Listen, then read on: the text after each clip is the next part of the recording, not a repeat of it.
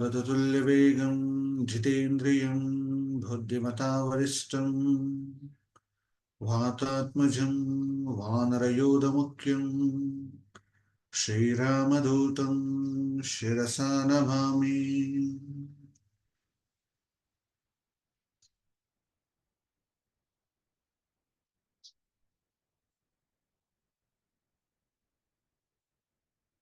Okay, ಎಲ್ಲರಿಗೂ ನಮಸ್ಕಾರ. ಇವತ್ತು ನಾವು ಈ ಶುದ್ಧೀಕರಣದ ಬಗ್ಗೆ ಒಂದು ಬಾರಿ ನಾವು ತಿಳ್ಕೊಳ್ಳೋಣ. ನಾವು ಯಾವುದನ್ನೇ ಮಾಡಿದ್ರು ಫಸ್ಟ್ ನಮ್ಮ ಅಂತರಾತ್ಮಕವಾದಂತಹ ಶುದ್ಧಿಗಳನ್ನ ಮಾಡಿಕೊಂಡು ನಾವು ಯಾವುದೇ ಪಠನೆ, ಪೂಜೆ, ಅನುಷ್ಠಾನ, ರಥ ಯಾವುದನ್ನೇ ಮಾಡಿ ಫಲಪ್ರಾಪ್ತಿ ಬೇಗ ಆಗ್ತದೆ. ಈ ಶುದ್ಧಿ ಕ್ರಮಗಳನ್ನ ನಾವು ಮಾಡ್ಕೊಳ್ಳೋದೇ ಇಲ್ಲ. ಈಗ ಒಂದು ಮಗು ಎಕ್ಸಾಮ್ ಅನ್ನ ಬರಿಬೇಕಾದ್ರೆ 3 ಗಂಟೆ ಎಕ್ಸಾಮ್ ಬರೆಯೋದು. ಲಾಸ್ಟ್ ಫೈನಲ್ ಎಕ್ಸಾಮ್ ಎಷ್ಟು ಅವರ್ ಇರ್ತದೆ? 10 ಗಂಟೆ ಇರಲ್ಲ, ಕೇವಲ 2.5 ಅಥವಾ 3 ಅವರ್ಸ್ ಇರ್ತದೆ. ಆ 3 ಅವರ್ಸ್ ಎಕ್ಸಾಮ್ ಬರೆಯೋದಕ್ಕೆ ಮಗು 1 ವರ್ಷಗಳ ಕಾಲ ಪೂರ್ತಿ ಪ್ರಿಪರೇಷನ್ ಅನ್ನ ಮಾಡುತ್ತೆ. ಹೌದಾ? ಪೂರ್ತಿ ಪ್ರಿಪರೇಷನ್ ಮಾಡುತ್ತಾ ಇಲ್ಲ? 1 ವರ್ಷಗಳ ಕಾಲ ಡೈಲಿ ಶಾಲೆ ಹೋಗುತ್ತೆ, ಶಾಲೆಯಲ್ಲಿ ಇರೋದು ಎಲ್ಲವನ್ನ ಕಲಿಯುತ್ತೆ, ಎಲ್ಲದನ್ನ ತಯಾರು ಮಾಡಿ ಮಾಡಿ ಮಾಡಿ ಮಾಡಿ ಲಾಸ್ಟ್ ಅಲ್ಲಿ 3 ಅವರ್ಸ್ ಎಕ್ಸಾಮ್ ಅನ್ನ ಬರೆಯುತ್ತೆ. ಅದೆಲ್ಲ ಉತ್ತೀರ್ಣ ಆಗುತ್ತೆ, ಮಗು ಪಾಸ್ ಆಗುತ್ತೆ. ಸೊ ಹಾಗೆ ನಾವು ಯಾವುದೇ ಪೂಜೆ, ಪಠನೆ, ರಥ ನಮ್ಮಲ್ಲಿ ಪರಿಪೂರ್ಣವಾಗಿ ಸಿದ್ಧಿ ಆಗ್ಬೇಕಾದ್ರೆ ನಮ್ಮಲ್ಲಿ 5 ರೀತಿಯಾದಂತ ಶುದ್ಧಿ ಕ್ರಮಗಳಿರ್ಬೇಕು. 5 ರೀತಿಯಾದಂತ ಶುದ್ಧಿ ಕ್ರಮಗಳಿದ್ದಾಗ ವಿಡಿಯೋ ಸ್ಟಕ್ ಆಗ್ತಿದ್ಯಾ? ಸ್ಟಕ್ ಆಗ್ತಾ ಇದೆಯಾ? ಕೇಳಿಸ್ತಾ ಇದೆಯಾ? 1 ಸೆಕೆಂಡ್ ಆಗೇರಿ.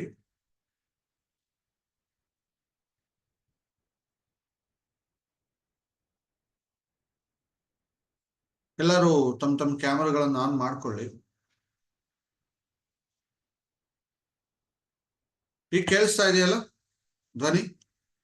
ಹಾ, ರೈಟ್, ಥ್ಯಾಂಕ್ ಯು.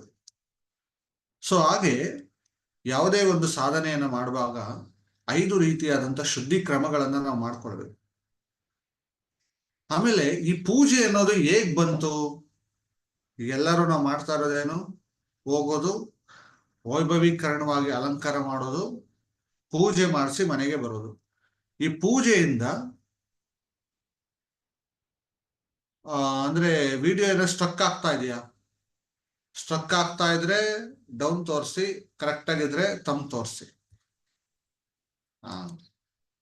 ಅದೆಲ್ಲ ಸಿಗ್ನಲ್ಗಳು, ಟ್ರಾಫಿಕ್ ಸಿಗ್ನಲ್ಗಳು ಇರುತ್ತಲ್ಲ, ಆ ರೀತಿ ಸಿಗ್ನಲ್ಗಳನ್ನ ಕೊಟ್ರೆ ನಮಗೆ ಅರ್ಥ ಆಗ್ತದೆ, ಓ ಏನೋ ಸ್ಟ್ರಕ್ ಆಗ್ತಾ ಇದೆ, ಇಲ್ಲ ಏನೋ ಕರೆಕ್ಟ್ ಆಗಿದೆ ಅಂತ. Okay, good. ಸೊ ಈ ಪೂಜೆಯಿಂದ ನಮ್ಮಲ್ಲಿ ಏನೇನು ಬದಲಾವಣೆಗಳಾಗತ್ತೆ, ಈ ಪೂಜೆ ಅನ್ನೋದು ಯಾಕೆ ಬಂತು, ನಮ್ಮ ಪ್ರಾಚೀನ ಋಷಿಮುನಿಗಳು ಯಾಕೆ ಕೊಟ್ರು ಅನ್ನೋದನ್ನ ಫಸ್ಟ್ ನಾವು ಈ ಇತಿಹಾಸವನ್ನ ತಿಳ್ಕೊಳ್ಳೋಣ.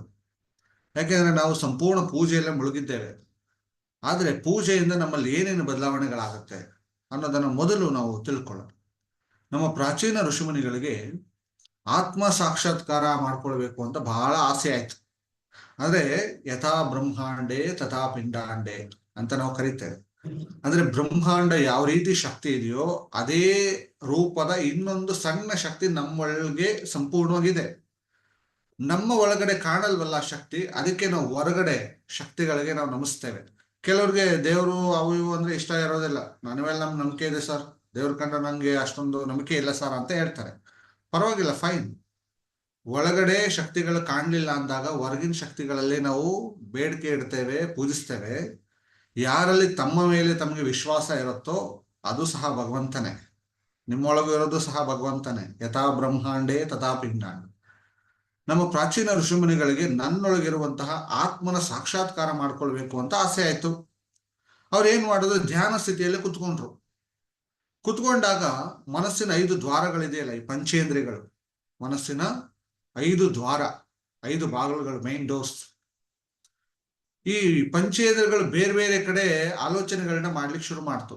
ಕಣ್ಣುಗಳು ಬೇರೆ ಏನೋ ಆಲೋಚನೆ ಮಾಡುತ್ತೆ, ಕಿವಿ ಏನೇನೋ ಶಬ್ದಗಳು ಕೇಳಿಸ್ಕೊಳುತ್ತೆ. ಈ ರೀತಿ ನಾಲ್ಗೆ ಚಪಲ, ನಾನೇನೋ ಬೇರೆ ಏನೋ ತಿನ್ಬೇಕು, ಅದನ್ನ ತಿನ್ಬೇಕು, ಇದನ್ನ ತಿನ್ಬೇಕು ಅನ್ನೋ ಆಸೆಯನ್ನ ಕೊಡುತ್ತೆ. ಈ ಪಂಚೇಂದ್ರಿಯಗಳು ತನ್ನ ಹಿಡಿತಕ್ಕೆ ಬರ್ತಾ ಇಲ್ಲ ನಮ್ಮ ಪ್ರಾಚೀನ ಋಷಿಮುನಿಗಳಿಗೆ. ಸೊ ಅದಕ್ಕೆ ಏನ್ ಮಾಡಿದ್ರು, ಒಂದು ಪಂಚೋಪಚಾರ ಪೂಜೆ ಅಂತ ಒಂದು ಇಂಟ್ರಡ್ಯೂಸ್ ಮಾಡಿದ್ರು. ನಮ್ಮ ಪಂಚೇಂದ್ರಿಯಗಳನ್ನ ನಿಯಂತ್ರಣ ಮಾಡಲಿಕ್ಕೆ ಪಂಚೋಪಚಾರ ಪೂಜೆ ಅನ್ನೋದನ್ನ ಇಂಟ್ರಡ್ಯೂಸ್ ಮಾಡಿದ್ರು. ಇಂಟ್ರಡ್ಯೂಸ್ ಮಾಡಿ ಒಂದು ಸುಂದರವಾದಂತ ಒಂದು ಮೂರ್ತಿಯನ್ನ ಕೆತ್ತನೆ ಮಾಡಿದ್ರು. ಅರ್ಥ ಆಗ್ತಿದೆಯಾ ಎಲ್ಲರಿಗೂ? ಸುಂದರವಾದಂತ ಮೂರ್ತಿಯನ್ನ ಕೆತ್ತನೆ ಮಾಡಿ ಅದಕ್ಕೆ ಅಲಂಕಾರವನ್ನ ಮಾಡಿದ್ರು. ಕಣ್ಣುಗಳು ನೋಡ್ತು, ಆಹಾಹಾ, ನಾನು ಆರಾಧಿಸುವಂತಹ ದೇವರಿದೆ, ನಾನು ಪೂಜಿಸುವಂತಹ ದೇವರಿದೆ. ಕಣ್ಣುಗಳು ನೋಡ್ತು, ಕಣ್ಣುಗಳು ಆಮ್ನಿ ಪ್ರೆಸೆಂಟ್ ಬಂತು. ನೆಕ್ಸ್ಟ್ ಕಿವಿಗೆ ಏನ್ ಮಾಡೋದು? ಕಣ್ ಕಾಣಲ್ಲ. ಕಿವಿಗೆ ಕಣ್ ಕಾಣುತ್ತಾ? ಕಣ್ ಕಾಣಲ್ಲ. ಅದಕ್ಕೆ ಏನ್ ಮಾಡಿದ್ರು, ಗಂಟೆನಾದ ಶಬ್ದ ಕೊಡ್ಲಿಕ್ಕೆ ಶುರು ಮಾಡಿದ್ರು. ಢನ್ ಢನ್ ಢನ್ ಢನ್ ಢನ್ ಢನ್ ಢನ್ ಢನ್ ಢನ್.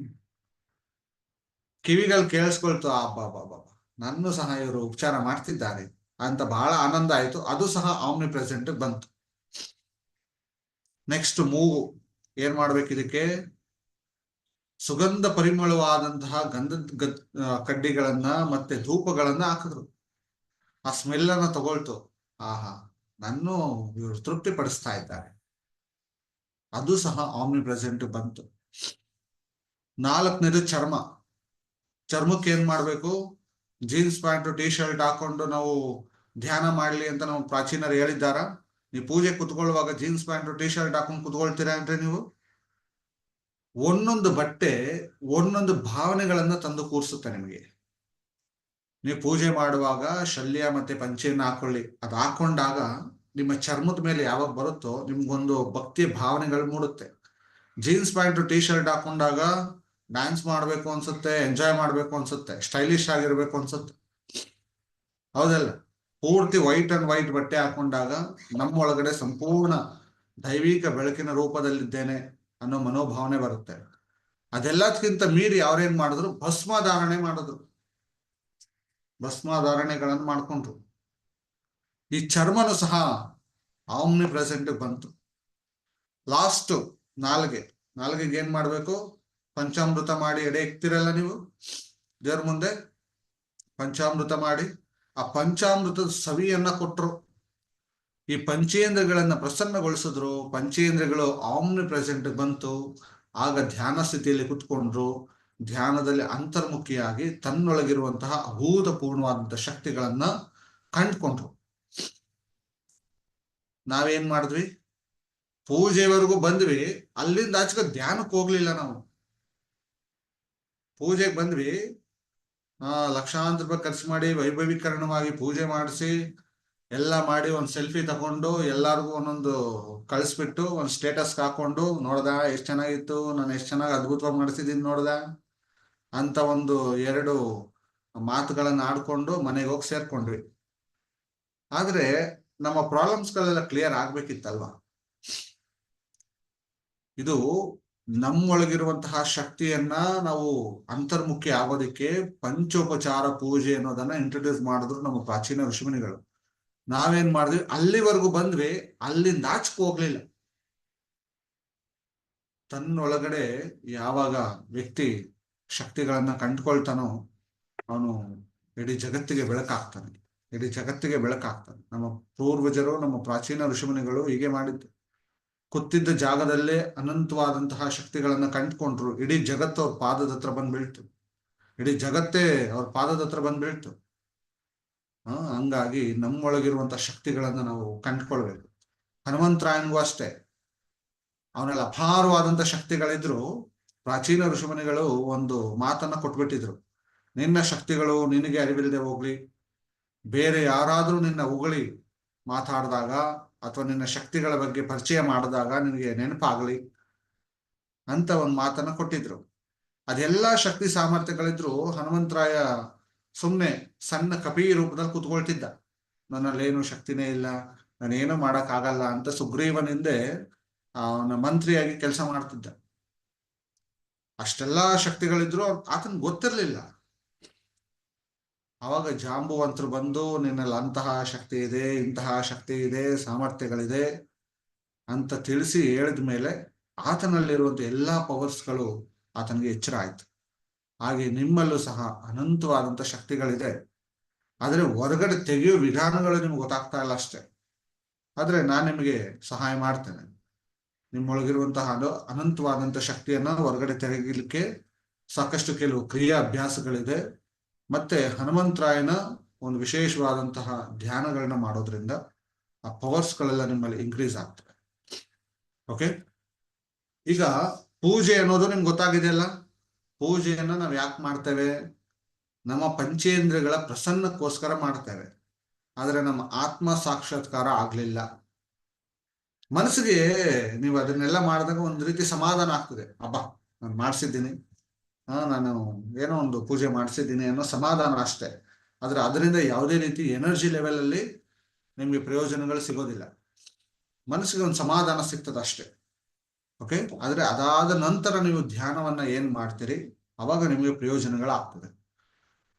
ಈಗ 5 ರೀತಿಯ ವಿಶೇಷವಾದ ಶುದ್ಧೀಕರಣಗಳು.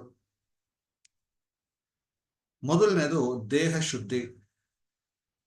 ದೇಹ ಶುದ್ಧಿಯನ್ನ ನಾವು ಮಾಡ್ಕೊಳ್ತೀವಿ. ನೀಟಾಗಿ ಬ್ರಷ್ ಮಾಡಿಕೊಂಡು ಸ್ನಾನ ಮಾಡಿಕೊಂಡು, ಈ ದೇಹ ಶುದ್ಧಿ ಒಂದನೇ ಮಾಡ್ಕೊಂಡು ನಾವೇನ್ ಮಾಡ್ತೀವಿ, ದೇವ್ರ ಮನೆ ಮುಂದೆ ಹೋಗಿ ಕೂತ್ಕೊಂಡು ಏನು ಬಡಬಡ ಬಡಬಡ ಅಂತ ಏನು ಹೇಳ್ಕೊಳ್ತೀವಿ, ಹೊಟ್ಟೋಗ್ತೀವಿ. ಹೌದಲ್ಲ? ಇದೇ ಕೆಲಸ ಮಾಡೋದೆಲ್ಲ. ಆದ್ರೆ 5 ರೀತಿಯ ಶುದ್ಧಿಗಳನ್ನ ಮಾಡಿಕೊಂಡು ಅದಾದ ನಂತರ ನೀವು ಸಾಧನೆಗಳನ್ನು ಮಾಡಿದ್ದೆ ಆದ್ರೆ ನಿಮಗೆ ಪ್ರತಿಫಲಗಳು ಅತಿ ಹೆಚ್ಚಾಗಿ ನಿಮಗೆ ಸಿಗ್ತವೆ. ಮೊದಲನೇದು ದೇಹ ಶುದ್ಧಿ.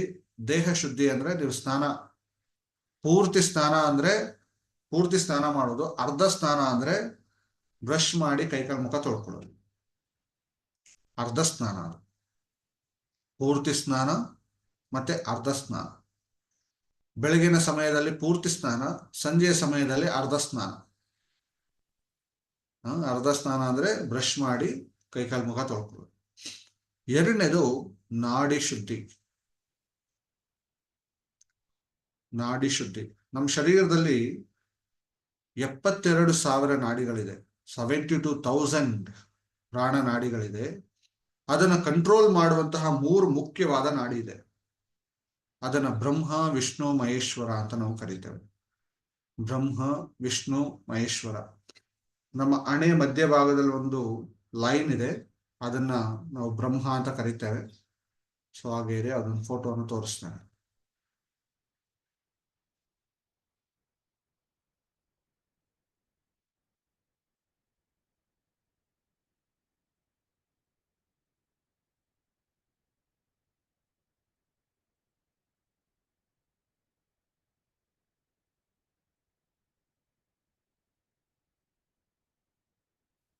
ಸೊ ಎಲ್ಲ ಈ ಫೋಟೋನ ನೋಡ್ತಾ ಇರ್ಬೋದು ನೀವು. ಈ ಫೋಟೋದಲ್ಲಿ 3 ರೀತಿಯಲ್ಲಿದೆ. 2 ಆವಿನಾಗೆ ಸುತ್ತಕೊಂಡಿದೆ. ಒಂದು ಲೈನ್ ಇದೆ, ಒಂದು ಪೂರ್ತಿ ಆದಂತ ಒಂದು ಲೈನ್ ಇದೆ. ಈ ಮಧ್ಯಭಾಗದಲ್ಲಿ ಲೈನ್ ಏನಿದೆ, ಇದನ್ನ ನಾವು ಬ್ರಹ್ಮನಾಡಿ ಅಂತ ಕರಿತೀವಿ. ಬ್ರಹ್ಮ.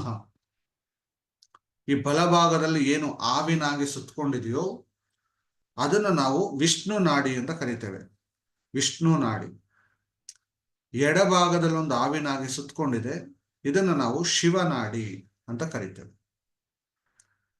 ನೀವು ಇದನ್ನ ಗಮನಿಸಿದ್ರೆ ಬ್ರಹ್ಮ, ವಿಷ್ಣು, ಮಹೇಶ್ವರ ಈ 3 ಜನರ ಫೋಟೋಗಳನ್ನು ನೀವು ನೋಡಿರ್ತೀರಲ್ಲ. ಬ್ರಹ್ಮ ಕಮಲದ ಮೇಲೆ ಕೂತಿದ್ದಾನೆ. ವಿಷ್ಣು ಶೇಷಶಯನ. ಈ ವಿಷ್ಣು ಮತ್ತೆ ಶಿವನಿಗೆ ಮಾತ್ರನೇ ಹಾವುಗಳಿರೋದು. ಹೌದಾ? ಶಿವನಿಗೂ ಹಾವಿದೆ, ವಿಷ್ಣುಗೂ ಹಾವಿದೆ. ಹೌದಾ ಇಲ್ಲ? ಶಿವನಿಗೆ ಕೊರಳಲ್ಲಿದೆ, ವಿಷ್ಣುಗೆ ಎಲ್ಲಿದೆ ಹಾವು? ಅದನ್ನ ಬೆಡ್ ಮಾಡಿ ಮಲ್ಕೊಂಡಿದ್ದಾರೆ ಅವರು. ಶೇಷಶಯನ ಅಂದ್ರೆ ಅದೇ. ಇವರಿಬ್ರಿಗೂ ಹಾವಿದೆ, ಆದ್ರೆ ಬ್ರಹ್ಮನಿಗೆ ಹಾವಿದೆಯಾ? ಬ್ರಹ್ಮನಿಗೆ ಹಾವಿಲ್ಲ. ಆತ ಕುಳಿತಿರೋದಲ್ಲಿ ಕಮಲದ ಮೇಲೆ, ಲೋಟಸ್ ಮೇಲೆ. ಅಂದ್ರೆ ನಮ್ಮ ಪ್ರಾಚೀನರು ನಮ್ಮೊಳಗಿರುವಂತಹ ಶಕ್ತಿಗಳನ್ನೆಲ್ಲ ಹೊರಗಡೆ ಒಂದು ಪಜಲ್ ರೂಪದಲ್ಲಿಟ್ರು. ಎಲ್ಲ ಪಜಲ್ಸ್ಗಳ ರೂಪದಲ್ಲಿಟ್ರು. ಅಂದ್ರೆ ಲೋಕಕಂಟಕಗಳಿಗೆ ಈ ಒಂದು ಅದ್ಭುತವಾದಂತಹ ಜ್ಞಾನದ ಶಕ್ತಿ ಇವ್ಯಾವು ಸಹ ಅವ್ರಿಗೆ ಗೊತ್ತಾಗಬಾರ್ದು. ಅದನ್ನ ತಿಳಿಬಾರ್ದು ಅಂತ ಅಂದ್ಬಿಟ್ಟು ಇದನ್ನೆಲ್ಲ ಪಜಲ್ ರೂಪದಲ್ಲಿ ಇಟ್ರು ಅಷ್ಟೇ ಅವರು. ನೀವೆಲ್ಲ ನಾಗರಕಲ್ಗೆ ಹೋಗಿ ಈಗ ರೀಸೆಂಟ್ ಆಗಿ ಪೂಜೆ ಮಾಡಿದ್ದೀರಾ? ನಾಗರ ಪಂಚಮಿ ದಿವಸ ನಾಗರಕಲ್ಲು ಯಾವ ರೀತಿ ಇರುತ್ತೆ ನೋಡ್ಲಿಕ್ಕೆ? ಹಾವಿನಾಗೆ ಸುತ್ತಕೊಂಡು ಇದೆ. ಈ ಹಾವಿನಾಗೆ ಸುತ್ತಕೊಂಡಿರೋದು ಏನಿದೆ, ಇದೇ ಆ ಶಕ್ತಿಗಳು, ನಮ್ಮಲ್ಲಿರುವಂತಹ ಶಕ್ತಿ. ಎರಡು ಹಾವಿನಾಗಿ ಏನ್ ಸುತ್ತಕೊಂಡಿದೆ, ಇದು ನಮ್ಮೊಳಗಿರುವಂತಹ ಶಕ್ತಿನೇ ಇದೆ. ಈ ಸಂಪೂರ್ಣವಾಗಿ ಹಿಂಗೆ ಹಾವಿನಾಗಿ ಎಣ್ಕೊಂಡು ನಮ್ಮ ಹಣೆಯ ಮಧ್ಯಭಾಗಕ್ಕೆ ಕನೆಕ್ಟ್ ಆಗಿದೆ. ನಮ್ಮ ಹಣೆಯ ಮಧ್ಯಭಾಗಕ್ಕೆ ಸಂಪೂರ್ಣವಾಗಿ ಕನೆಕ್ಟ್ ಆಗಿದೆ. ಆದ್ರೆ ಇನ್ನೊಂದನ್ನ ಗಮನಿಸಿ, ಈ ಮಧ್ಯದ ಭಾಗದಲ್ಲಿ ಇದೆಯಲ್ಲ ಬ್ರಹ್ಮನಾಡಿ, ಒಂದು ವೈಟ್ ಲೈನ್ ಏನಿದೆ, ಇದು ಸಂಪೂರ್ಣ ನೆತ್ತಿ ಮೇಲೆ ಭಗವಂತನಿಗೆ ಕನೆಕ್ಟ್ ಆಗಿದೆ. ಈ ನಾಡಿ ಸಂಪೂರ್ಣವಾಗಿ ಭಗವಂತನಿಗೆ ಕನೆಕ್ಟ್ ಆಗಿದೆ. ಈ ನಾಡಿಯಲ್ಲಿ ಇತ್ಕೊಂಡು ನೀವು ಯಾವುದೇ ಪೂಜೆ, ಪಠನೆ, ಅನುಷ್ಠಾನ, ರಥ ಯಾವುದನ್ನೇ ಮಾಡಿ ನಿಮ್ಮ ಬೇಗ ಸಿದ್ಧಿ ಆಗ್ತದೆ. ಈ ಬಲಭಾಗ ಗಮನಿಸಿ, ಬಲಭಾಗದಲ್ಲಿರುವಂತಹ ನಾಡಿ ನಿಮ್ಮ ಹಣೆಯ ಮಧ್ಯಭಾಗಕ್ಕೆ ಮಾತ್ರ ಕನೆಕ್ಟ್ ಆಗಿರೋದು. ಎಡಭಾಗದಲ್ಲಿರುವಂತಹ ವಿಷ್ಣು ನಾಡಿ, ಶಿವನಾಡಿನೂ ಸಹ ನಿಮ್ಮ ಹಣೆ ಮಧ್ಯಭಾಗಕ್ಕೆ ಕನೆಕ್ಟ್ ಆಗಿರೋದು. ಆದರೆ ಮಧ್ಯಭಾಗದಲ್ಲಿರುವಂತಹ ಬ್ರಹ್ಮನಾಡಿ ಸಂಪೂರ್ಣ ಭಗವಂತನಿಗೆ ಕನೆಕ್ಟ್ ಆಗಿದೆ. ಈ ನಾಡಿಯಲ್ಲಿ ಇದ್ದುಕೊಂಡು ನೀವು ಯಾವುದೇ ಪೂಜೆ, ಪಠನೆ, ಅನುಷ್ಠಾನಗಳು ಮಾಡಿದ್ರು ನಿಮಗೆ ಬೇಗ ಬೇಗ ಎಲ್ಲವೂ ಒಲಿಯುತ್ತೆ. ಇದು ಯಾವ ರೀತಿ ನಾಡಿಯಲ್ಲಿ ಇತ್ಕೊಳ್ಳೋದು ಅನ್ನೋದನ್ನ ಗಮನಿಸೋಣ. ನಿಮ್ಮ ರೈಟ್ ನಾಸ್ಟ್ರಿಲ್ ಕ್ಲೋಸ್ ಮಾಡಿ, ಉಸಿರಾಟ ಮಾಡಿ. ಈ ಉಸಿರು ತುಂಬಾ ಟೈಟ್ ಇದೆಯಾ, ಲೂಸ್ ಇದೆಯಾ ಗಮನಿಸಿ. ಉಸಿರಾಟ ತುಂಬಾ ಟೈಟ್ ಆಗ್ತಾ ಇದೆಯಾ, ತುಂಬಾ ಲೂಸ್ ಆಗ್ತಾ ಇದೆಯಾ ಗಮನಿಸಿ.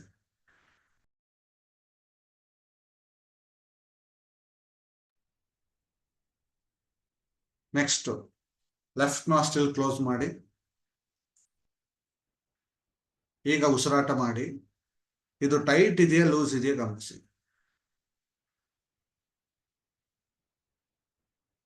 ಒಂದು ಒಳ್ಳೆ ಟೈಟ್ ಇರುತ್ತೆ, ಇನ್ನೊಂದು ಒಳ್ಳೆ ಫ್ರೀ ಇರುತ್ತೆ, ಹೌದಾ? ಒಂದು ಟೈಟ್ ಇರುತ್ತೆ, ಇನ್ನೊಂದು ಲೂಸ್ ಇರುತ್ತೆ.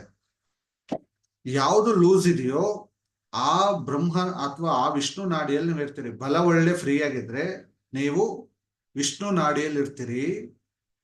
ಎಡ ಒಳ್ಳೆ ಫ್ರೀ ಆಗಿದ್ರೆ ನೀವು ಶಿವ ನಾಡಿಯಲ್ಲಿ ಇರ್ತೀರಿ. ಯಾರಿಗೆ ಎರಡು ಒಳ್ಳೆಗಳು ಫ್ರೀ ಆಗಿರುತ್ತೋ, ಯಾರಿಗೆ ಎರಡು ಒಳ್ಳೆಗಳು ಫ್ರೀ ಆಗಿರುತ್ತೋ ಆಗ ನೀವು ಬ್ರಹ್ಮ ನಾಡಿಯಲ್ಲಿ ಇರ್ತೀರಿ. ಅರ್ಥ ಆಗ್ತಿದೆಯಾ ನಿಮಗೆ? ಬಲ ಒಳ್ಳೆ ಫ್ರೀ ಆಗಿದ್ರೆ ನೀವು ಫಸ್ಟ್ ಧ್ಯಾನ ಮಾಡೋದಕ್ಕಿಂತ ಮುಂಚೆ ನಮ್ಮ ಪ್ರಾಚೀನರು ಮೂಗನ್ನ ಹಿಡ್ಕೊಂಡು ಧ್ಯಾನಗಳನ್ನು ಮಾಡ್ತಿದ್ರು. ಅಂದ್ರೆ ಫಸ್ಟ್ ಆ ನಾಡಿಯನ್ನ ಬ್ಯಾಲೆನ್ಸ್ ಮಾಡಿಕೊಂಡು ಆಮೇಲೆ ಅವರು ಧ್ಯಾನಕ್ಕೆ ಹೋಗ್ತಿದ್ರು ಅವರು. ಯಾಕೆ ಅಂದ್ರೆ ನೀವು ವಿಷ್ಣು ನಾಡಿಯಲ್ಲಿ ಅಥವಾ ಶಿವ ನಾಡಿಯಲ್ಲಿ ಇತ್ಕೊಂಡು ಧ್ಯಾನ ಮಾಡಿದ್ರೆ ನಿಮ್ಗೆ ಧ್ಯಾನ ಕಂಪ್ಲೀಟ್ ಆಗಲ್ಲ. ಫಸ್ಟ್ ನೀವು ನಾಡಿಯನ್ನ ಚೆಕ್ ಮಾಡ್ಕೊಳ್ಬೇಕು, ನಾನು ಯಾವ ಒಳ್ಳೆ ಫ್ರೀ ಆಗಿದೆ. ಫಸ್ಟ್ ಬಲ ಒಳ್ಳೆ ಫ್ರೀ ಆಗಿದ್ರೆ, ಎಡ ಒಳ್ಳೆ ಟೈಟ್ ಇದ್ರೆ ನೀವು ಧ್ಯಾನ ಮಾಡಿದ್ರೆ ಅಥವಾ ಪಠನೆ ಮಾಡಿದ್ರೆ ಪ್ರಯೋಜನ ಇಲ್ಲ. ಒಂದೇ ಮಾತು. ಅಥವಾ ಎಡ ಒಳ್ಳೆ ಫ್ರೀ ಆಗಿದೆ, ಬಲ ಒಳ್ಳೆ ಟೈಟ್ ಆಗಿದೆ ಅಂದ್ರೂ ಅವಾಗ್ಲೂ ನೀವು ಪಠನೆ ಮಾಡೋದ್ರ ಪ್ರಯೋಜನ ಇಲ್ಲ. ಯಾಕೆಂದ್ರೆ ಎರಡು ಕನೆಕ್ಟ್ ಆಗಿರೋ ಲಾಸ್ಟ್ ನಿಮ್ಮ ಹಣೆ ಮಧ್ಯಭಾಗಕ್ಕೆ ಮಾತ್ರ ಎನರ್ಜಿ. ಸಂಪೂರ್ಣ ಭಗವಂತನ ಕನೆಕ್ಟ್ ಆಗಿಲ್ಲ ಅವು. ಯಾವಾಗ ಎರಡು ಒಳ್ಳೆಗಳು ಫ್ರೀ ಆಗಿರುತ್ತೋ ಆಗ ನೀವು ಪಠನೆ, ಪೂಜೆ, ಅನುಷ್ಠಾನ, ರಥ ಏನೇ ಮಾಡಿ ಅಲ್ಲಿಂದ ಅಪಾರವಾದ ಬೆಳಕು ನಿಮ್ಮಲ್ಲಿ ಹರಿಯುತ್ತೆ. ನಿಮ್ಮಲ್ಲಿರುವಂತಹ ಋಣಾತ್ಮಕ ಶಕ್ತಿಗಳೆಲ್ಲ ಶುದ್ಧಿ ಆಗ್ತದೆ. ಈ ನಾಡಿಗೆ ಬರೋದು ಹೇಗೆ? ಒಂದಷ್ಟು ದೈಹಿಕವಾದಂತಹ ಅಭ್ಯಾಸಗಳನ್ನು ಮಾಡಿದ್ರೆ, ಒಂದಷ್ಟು ಎಕ್ಸಸೈಸ್ಗಳನ್ನು ಮಾಡಿದ್ರೆ, ಒಂದಷ್ಟು ರನ್ನಿಂಗ್ ಮಾಡಿದ್ರೆ 80-85% ಇದು ಲೂಸ್ ಆಗ್ಬಿಡುತ್ತೆ. ಎರಡೂ ಲೂಸ್ ಆಗುತ್ತೆ. ಒಂದಷ್ಟು ನಮ್ಮ ಪ್ರಾಚೀನರು ಹೇಳ್ಕೊಟ್ಟಿದಾರಲ್ಲ ಕೆಲವು ಆಸನಗಳು, ಆಸನ ಯಾವುದಾದ್ರೂ ಆಸನ ಆಗಿರ್ಬೋದು, ಇದು ಸೂರ್ಯ ನಮಸ್ಕಾರ ಆಗಿರ್ಬೋದು, ಅಥವಾ ನಾನಾ ರೀತಿಯಾದಂಥ ಆಸನಗಳಿದೆ. ಆಸನಗಳು ಮಾಡೋದ್ರಿಂದ, ಒಂದಷ್ಟು ವಾಕಿಂಗ್ ಅಥವಾ ರನ್ನಿಂಗ್ ಮಾಡೋದ್ರಿಂದ ಒಂದು 80-85% ಇದು ಲೂಸ್ ಆಗ್ತದೆ. ಆಮೇಲೆ ನೀವೇನ್ ಮಾಡ್ಬೇಕು? ಪ್ರಾಣಾಯಾಮ ಮಾಡಬೇಕು. ಒಂದು 40 ರೌಂಡ್ಸ್ ನೀವು ಪ್ರಾಣಾಯಾಮ ಮಾಡಿದಾಗ, ಅಥವಾ ಅಲೋಮ್ ವಿಲೋಮ್ ಅಥವಾ ನಾಡಿ ಶುದ್ಧಿ ಅಂತ ನಾವೇನ್ ಕರಿತೀವಿ, ಅದನ್ನ ನಾವು ಅಭ್ಯಾಸ ಮಾಡಿದಾಗ ಸಂಪೂರ್ಣ ಎರಡು ಒಳ್ಳೆಗಳು ಕಂಪ್ಲೀಷನ್ ಆಗಿ ಫ್ರೀ ಆಗ್ತದೆ. ಕಂಪ್ಲೀಷನ್ ಆಗಿ ಫ್ರೀ ಆಗ್ತದೆ. ಆ ಫ್ರೀ ಆದ್ಮೇಲೆ ನೀವು ಒಂದಷ್ಟು ಸೈಲೆನ್ಸ್ ಆಗಿ ಕೂರಬೇಕು. ಚಿತ್ತಶುದ್ಧಿ, ಮೂರನೇದು ಚಿತ್ತಶುದ್ಧಿ. ನೀವು 40 ರೌಂಡ್ಸ್ ಏನ್ ಅಭ್ಯಾಸ ಮಾಡ್ತೀರಿ, ಮಾಡಿದ್ಮೇಲೆ ಅಟ್ಲೀಸ್ಟ್ ಒಂದು 3 to 5 ಮಿನಿಟ್ಸ್ ಸೈಲೆನ್ಸ್ ಆಗಿ ನಿಮ್ಮನ್ನ ನೀವು ಗಮನಿಸ್ತಾ ಕುಳಿತುಕೊಂಡು, ಆಗ ನೀವು ಪಠನೆ, ಪೂಜೆ, ಅನುಷ್ಠಾನ, ರಥ ನೀವು ಯಾವುದೇ ಮಾಡಿ ಫಲಪ್ರಾಪ್ತಿ ಬೇಕಾಗ್ತದೆ. ನೀವು ಯಾವುದೇ ಎಕ್ಸಸೈಸ್ಗಳನ್ನ ಮಾಡದೇನೆ ಪ್ರಾಣಾಯಾಮ ಮಾಡಿದ್ರೆ ತುಂಬಾ ವೇಗವಾಗಿ ನಿಮಗೆ ರಿಸಲ್ಟ್ ಬರಲ್ಲ. ಒಂದಷ್ಟು ದೈಹಿಕವಾದಂತಹ ಎಕ್ಸಸೈಸ್ಗಳನ್ನ ಮಾಡಿಕೊಂಡು ಆಮೇಲೆ ನೀವು ಪ್ರಾಣಾಯಾಮ ಮಾಡಿದ್ರೆ ಬೇಗ ಬೇಗ ಬೇಗ ಬೇಗ ಅದು ಆ ಒಂದು ಎನರ್ಜಿ ಕನೆಕ್ಟ್ ಆಗ್ತದೆ. ನಾವು ಏನ್ ಮಾಡ್ತೀವಿ, ಬೆಳಿಗ್ಗೆ ಎದ್ದ ತಕ್ಷಣ ಹಂಗೆ ಸುಮ್ಮನೆ ಏನೋ ಓಡಾಡ್ಕೊಂಡು ಕೈಕಾಲು ಮುಖ ತೊಳ್ಕೊಂಡು ಬ್ರಷ್ ಮಾಡ್ಕೊಂಡು ಕುತ್ಕೊಂಡು ನಾಡಿ ಶುದ್ಧಿ ಇಮಿಡಿಯೇಟ್ ಆಗಿ ಮಾಡಿದ್ರೆ ಅದು ನಾಡಿಗಳು ಕನ್ವಿನ್ಸ್ ಆಗಲ್ಲ. ದೈಹಿಕವಾಗಿ ಕೆಲವು ಎಕ್ಸಸೈಸ್ಗಳನ್ನ ಮಾಡೋದ್ರಿಂದ ನಿಮ್ಮ ಶರೀರದಲ್ಲಿರುವಂತಹ ಎಲ್ಲಾ ನಾಡಿಗಳು ಫ್ರೀ ಆಗ್ತವೆ. ನಿಮ್ಮ ಶರೀರದಲ್ಲಿರುವಂತಹ ಎಲ್ಲ ಪ್ರಾಣ ನಾಡಿಗಳು ಫ್ರೀ ಆಗ್ತವೆ. ಆ ಫ್ರೀ ಆದಾಗ ನೀವು ನಾಡಿ ಶುದ್ಧಿ ಮಾಡಿದ್ರೆ ತುಂಬಾ ವೇಗವಾಗಿ ಕನೆಕ್ಟ್ ಆಗ್ತದೆ. ನೋಡಿ, ನರಗಳು ಬೇರೆ, ನಾಡಿಗಳು ಬೇರೆ. ನರಗಳು ಬೇರೆ, ನಾಡಿಗಳು ಬೇರೆ. ಅರ್ಥ ಮಾಡ್ಕೊಳ್ಳಿ. ನರಗಳ ಮೂಲಕ ರಕ್ತ ಸಂಚಾರ ಆಗತ್ತೆ. ರಕ್ತ ತಾನೇ ಸಂಚಾರ ಆಗೋದು, ನೀರು ಸಂಚಾರ ಆಗಲ್ಲ.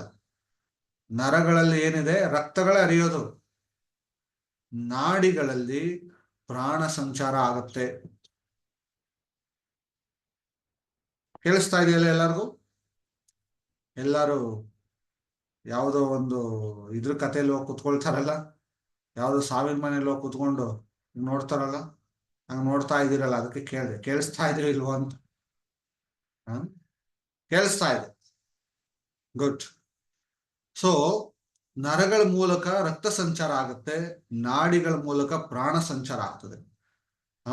ನಿಮ್ಮಲ್ಲಿ ಪ್ರಾಣ ಸಂಚಾರ ಅತಿ ಹೆಚ್ಚಾಗಿ ಆಗಬೇಕಾದ್ರೆ ದೈಹಿಕವಾಗಿ ಒಂದಷ್ಟು ಎಕ್ಸಸೈಸ್ಗಳನ್ನ ಮಾಡಿ, ಅನಂತರ ಅಥವಾ ಕೆಲವು ವ್ಯಾಯಾಮಗಳನ್ನ ಮಾಡಿಕೊಂಡು, ಅಥವಾ ಒಂದು 10 ಬಾರಿ ಸೂರ್ಯ ನಮಸ್ಕಾರವನ್ನ ಮಾಡಿಕೊಂಡು ನೀವು ನಾಡಿ ಶುದ್ಧಿಯನ್ನ ಮಾಡಿದ್ರೆ ಇಮಿಡಿಯೇಟ್ ಆಗಿ ಆ ನಾಡಿ ಕನೆಕ್ಟ್ ಆಗ್ತದೆ.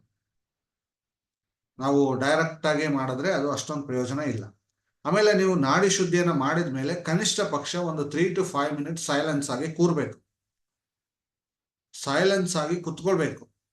ಕುತ್ಕೊಂಡಾಗ ನಿಮ್ಮ ಚಿತ್ತ ಶುದ್ಧಿ ಆಗ್ತದೆ. ನಿಮ್ಮ ಚಿತ್ತ ಅಂದ್ರೆ ನಿಮ್ಮ ಪ್ರಜ್ಞೆ. ನಿಮ್ಮ ಪ್ರಜ್ಞೆ ಏನ್ ಮಾಡುತ್ತೆ, ಸುಮ್ಮನೆ ಒಂದು ಕಡೆ ನಿಲ್ಲಲ್ಲ, ಎಲ್ಲಾ ಕಡೆ ಸಂಚಾರ ಮಾಡುವಂತಹ ಸ್ಥಿತಿ ಅದು, ಅಥವಾ ಅದೊಂದು ಪ್ರಜ್ಞೆ ಅದು.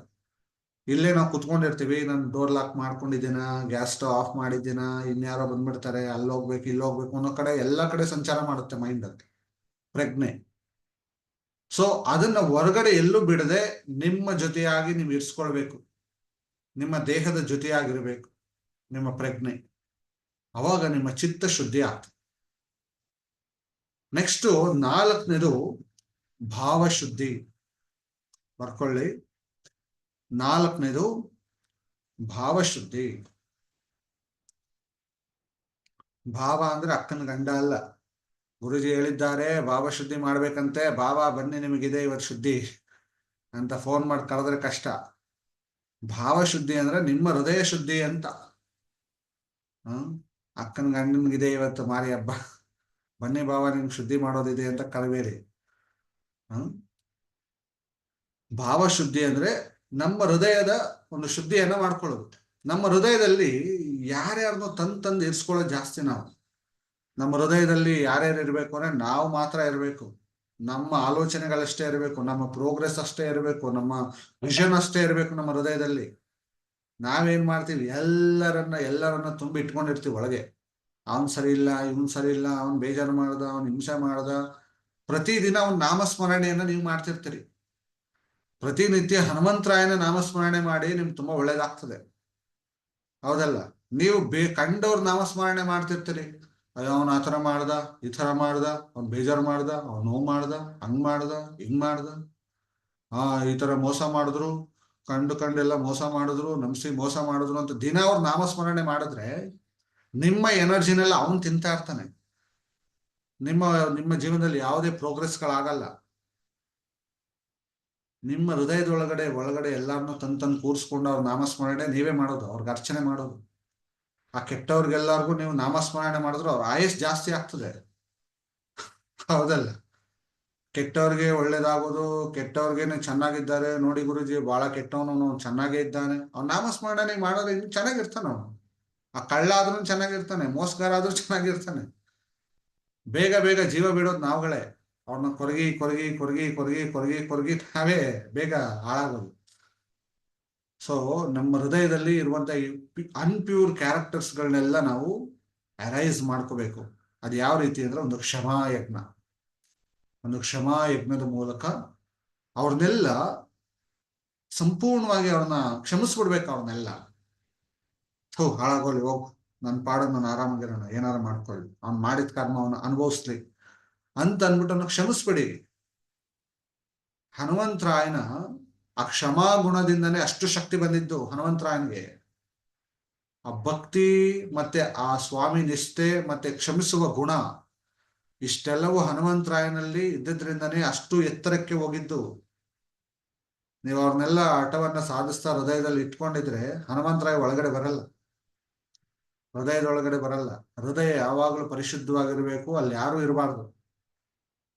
ಇನ್ಪ್ಯೂರ್ ಕ್ಯಾರೆಕ್ಟರ್ಸ್ಗಳು ಯಾವುದೂ ಇರಬಾರ್ದಲ್ಲಿ. ನಿಮ್ಮ ಆಲೋಚನೆ ಅಷ್ಟೇ ಇರಬೇಕು, ನಿಮ್ಮ ವಿಷನ್ ಇರಬೇಕು, ನಿಮ್ಮ ಜೀವನದ ಮುಖ್ಯ ಉದ್ದೇಶಗಳಿರ್ಬೇಕು, ಒಂದು ನಂಬಿಕೆ ಅನ್ನೋದು ಇರ್ಬೇಕು. ಇದಷ್ಟೇ ಒಳಗಡೆ ಇರ್ಬೇಕೆ ಹೊರತು ಬೇರೆ ಬೇರೆ ವ್ಯಕ್ತಿಗಳು ಯಾರು ಇರಬಾರ್ದಲ್ಲಿ. ಓಕೆ, ಅದನ್ನು ಕ್ಷಮಾ ಯಜ್ಞ ನಿಮ್ಗೆ ಮಾಡಿಸ್ತೇನೆ.